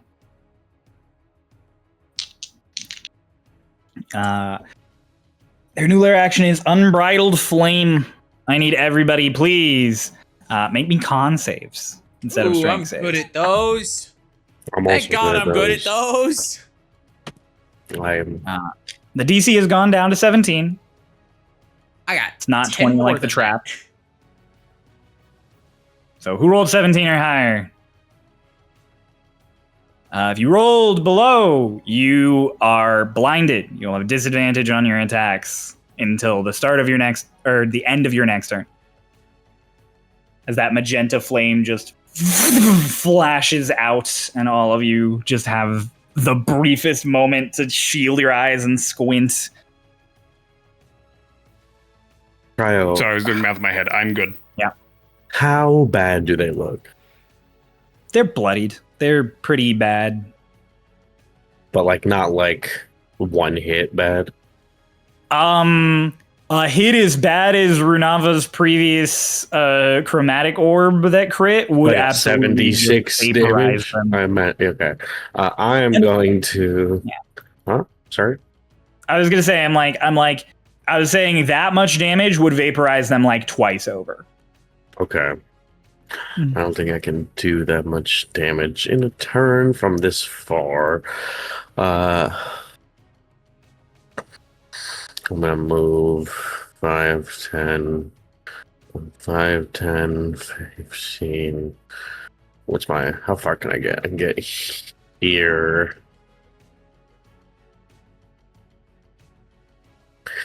I'm gonna get here. I'm gonna bonus action. Second wind. Awesome. I rolled minimum healing on second wind. And then I'm going to ready in action to throw something to someone, depending on where a locked ends there. But throwing something to whoever ends up being closest to a locked when they end their turn. Okay. That's your turn? Yeah. A locked's turn. They're again going to send out those 3 bolts with a whip of one of their tendrils. So this time it's going to target Ritz, Bella, and Selleck again. So, Ritz. That is a 16 to hit.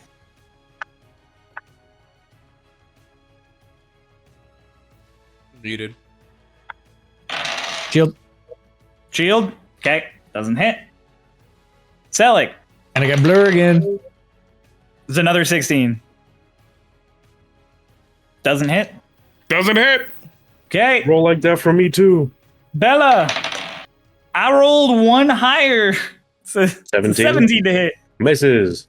So they throw them out. All 3 of you in various ways block them. Ritz, you throw up a shield. Selleck, your tattoo almost seems to flare to life.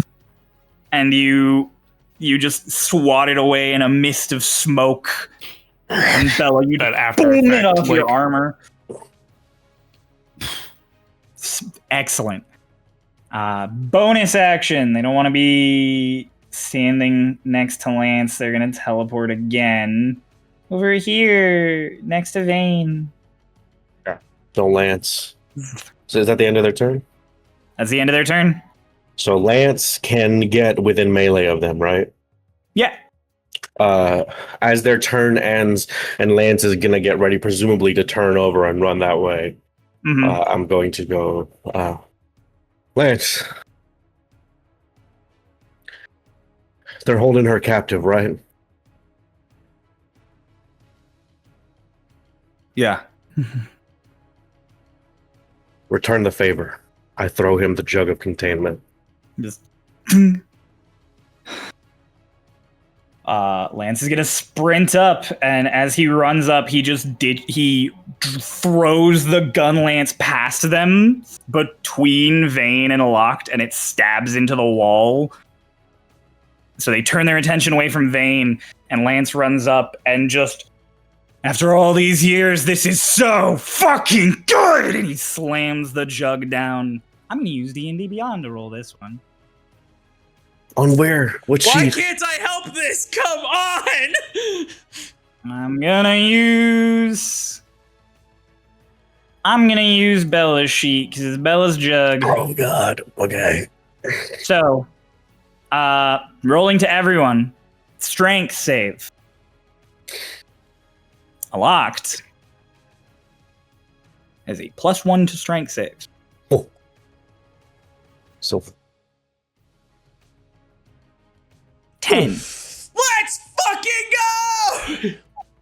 Lance comes up and just boom! All of this flame starts to just wisp into the jug as it rattles in his hands, and then the vines start to pull and twist in like spaghetti spiraling down a drain until finally he just pushes down and puts it on the ground, and it just as he has Jar of Containment locked. That is Lance's turn. There is still 2 ads as we go to Runava. Runava, you're blinded. You'll have disadvantage on attacks. God, I can't fucking see. Salt. You're like, I can't see Salt, and Salt is like, this way, just this direction. And then I just swipe a hand through Shocking Grass.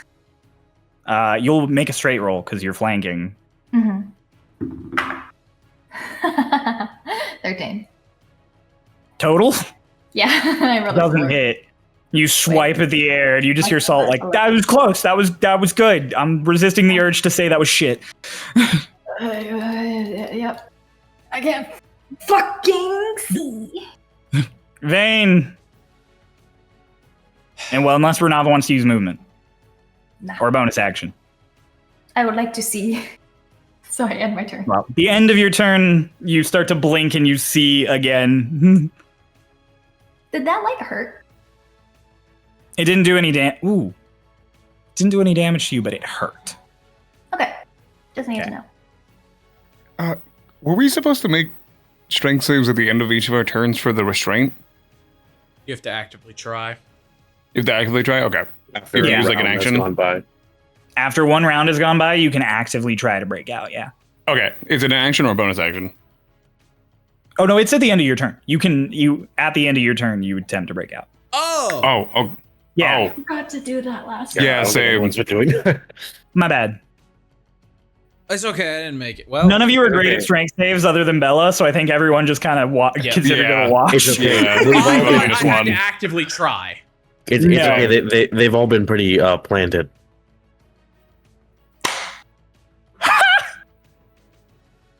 Thank you guys. Thank you. That was really you. good. Thank you. Yeah, no problem. Thanks, No thank problem. you. No problem.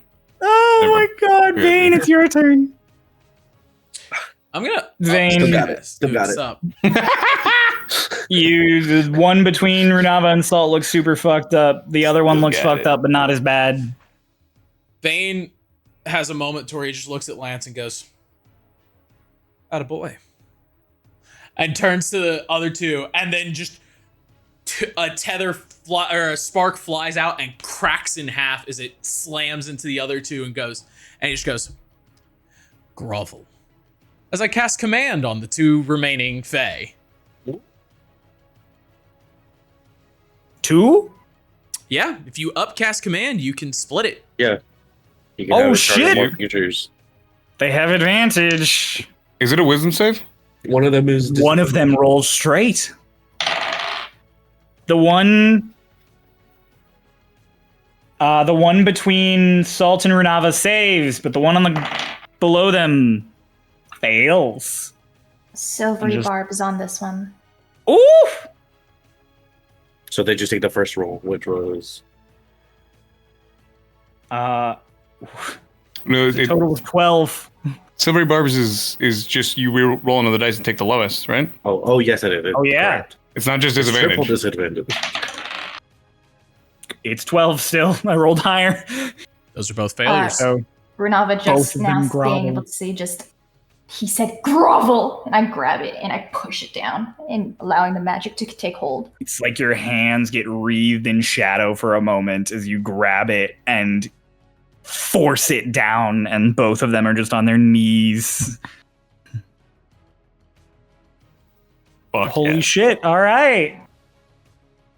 Vayne, after you, it's their turns. They're groveling. They're both prone and then they end their turn. Yeah. Oh, right. Selik, it's your go. Roll a fucking 1 to try and get out of the vines.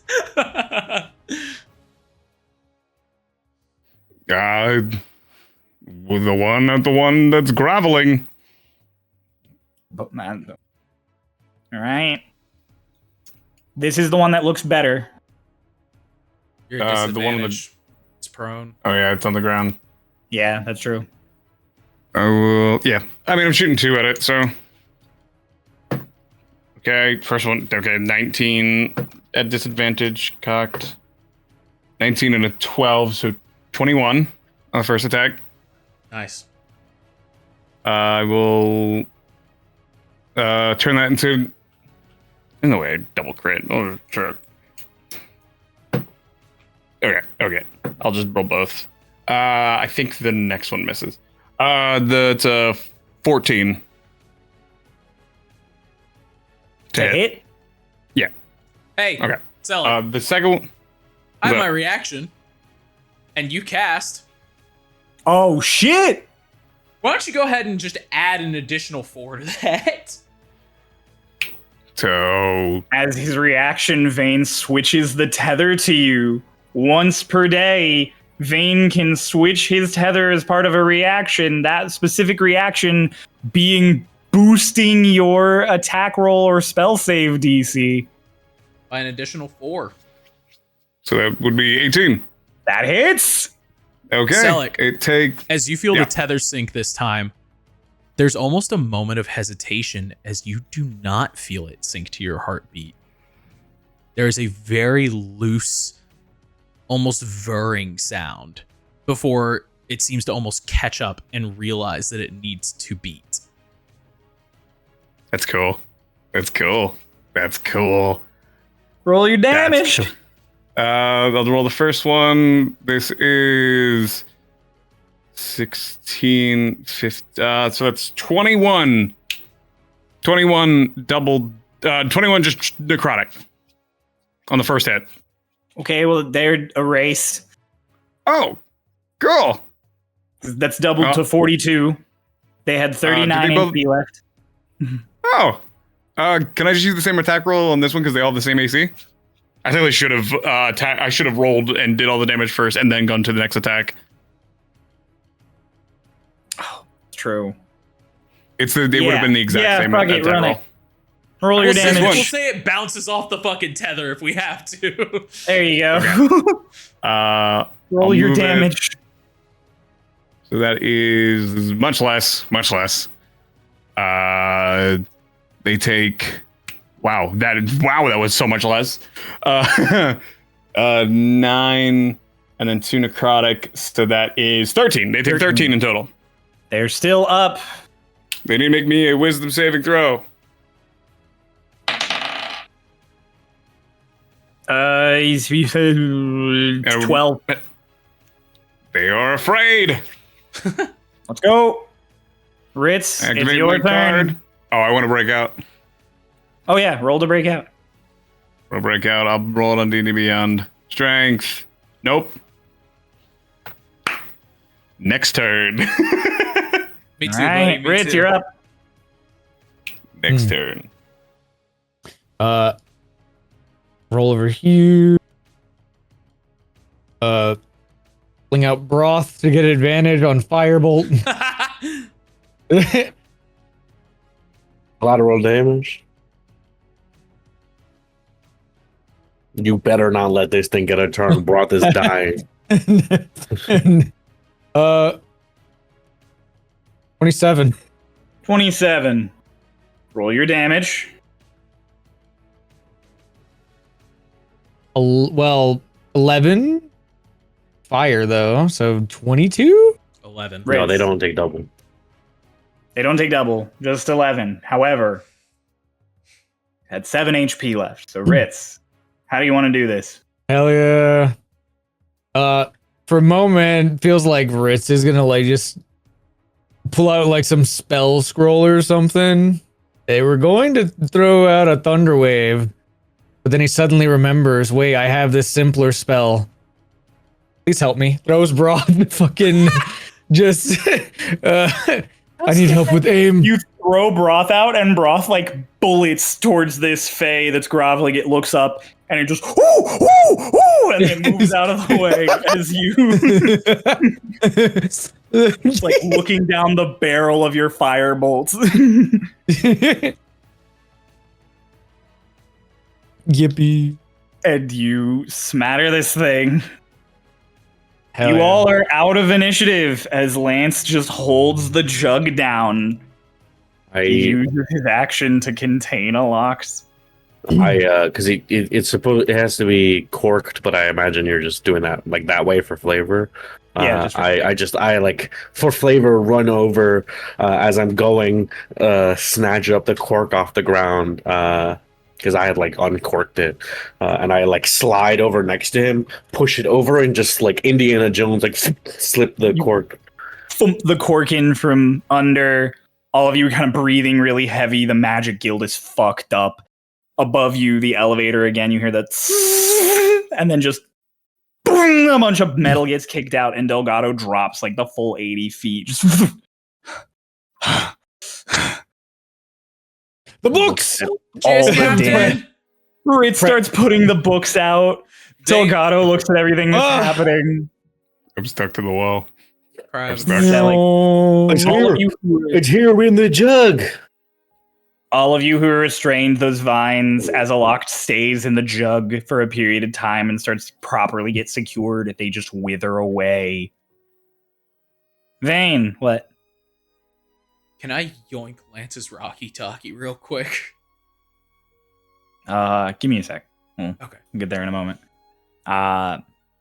You're all kind of reeling. Vane, Bella, you're the first two to hear it. As Lance is holding the jug with Bella, he just starts to...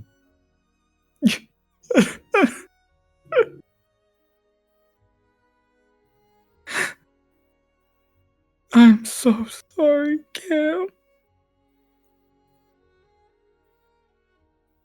And then, breaking this tension as the sounds of Lance's sobs kind of start to reach all of you, Salt just goes, "What the fuck just happened?" And that is where we're going to end our session today. I felt it. I felt it in my bones. I'm like, someone's going to say something funny. We're going to call it. Yeah. Woo! We did it. Damn, that You was did it! awesome thinking. That was awesome thinking, okay, on the, That was- on That the was jar. not how I expected this to go. That jug is so clutch. That was so good. Woo! What a way to what a way to, Wonderful. like, that's a loop. That's a loophole. Excellent time. Above table, I'll tell you all this. I'll tell you all the name of the creature that Aloct is. It's Homebrew. Aloct is a fairy fire growth. Ooh, Cool. fairy. And that was wonderful. You guys did great. Ow! Yeah. No, you. Woo! Oh, I love a good boss fight. Thank you Lance all. wasn't bad. Everyone at home, thank you all so much for watching. If you skipped the combat and missed out on all the cool lore, dang, that's unfortunate. We're looking Yeah. at It's you. okay. It'll be in the know who recap you next are. time. You know who you are. If you enjoyed all of that, thank you so much. If you enjoyed any of that, actually, thank you very much. We're really glad to have you. Even if you've skipped bits, don't worry. We just judge you for the bit. And if you didn't like any of that, watch it again. Yeah, if you didn't like any of that, why are you here at the end? No, That's watch it crazy. again. Watch it again. watch it It- again. I'm it- sure Don't you'll look find away. something you Don't like look on the away. rerun. Don't look away. Yeah. Why are you strangling Wally? Wally, you would You're for like the audio Homer listeners, Simpson. Hey, maybe Paul do this. held up Wally and is choking him like Bart I Simpson. bought you that Wally. How dare you? Feel free to check out the links in the description to go support us on other places, but I'm really burnt out after all of that, so we're gonna say burnt goodnight out now. Don't kill me. Turn the camera off, funny men.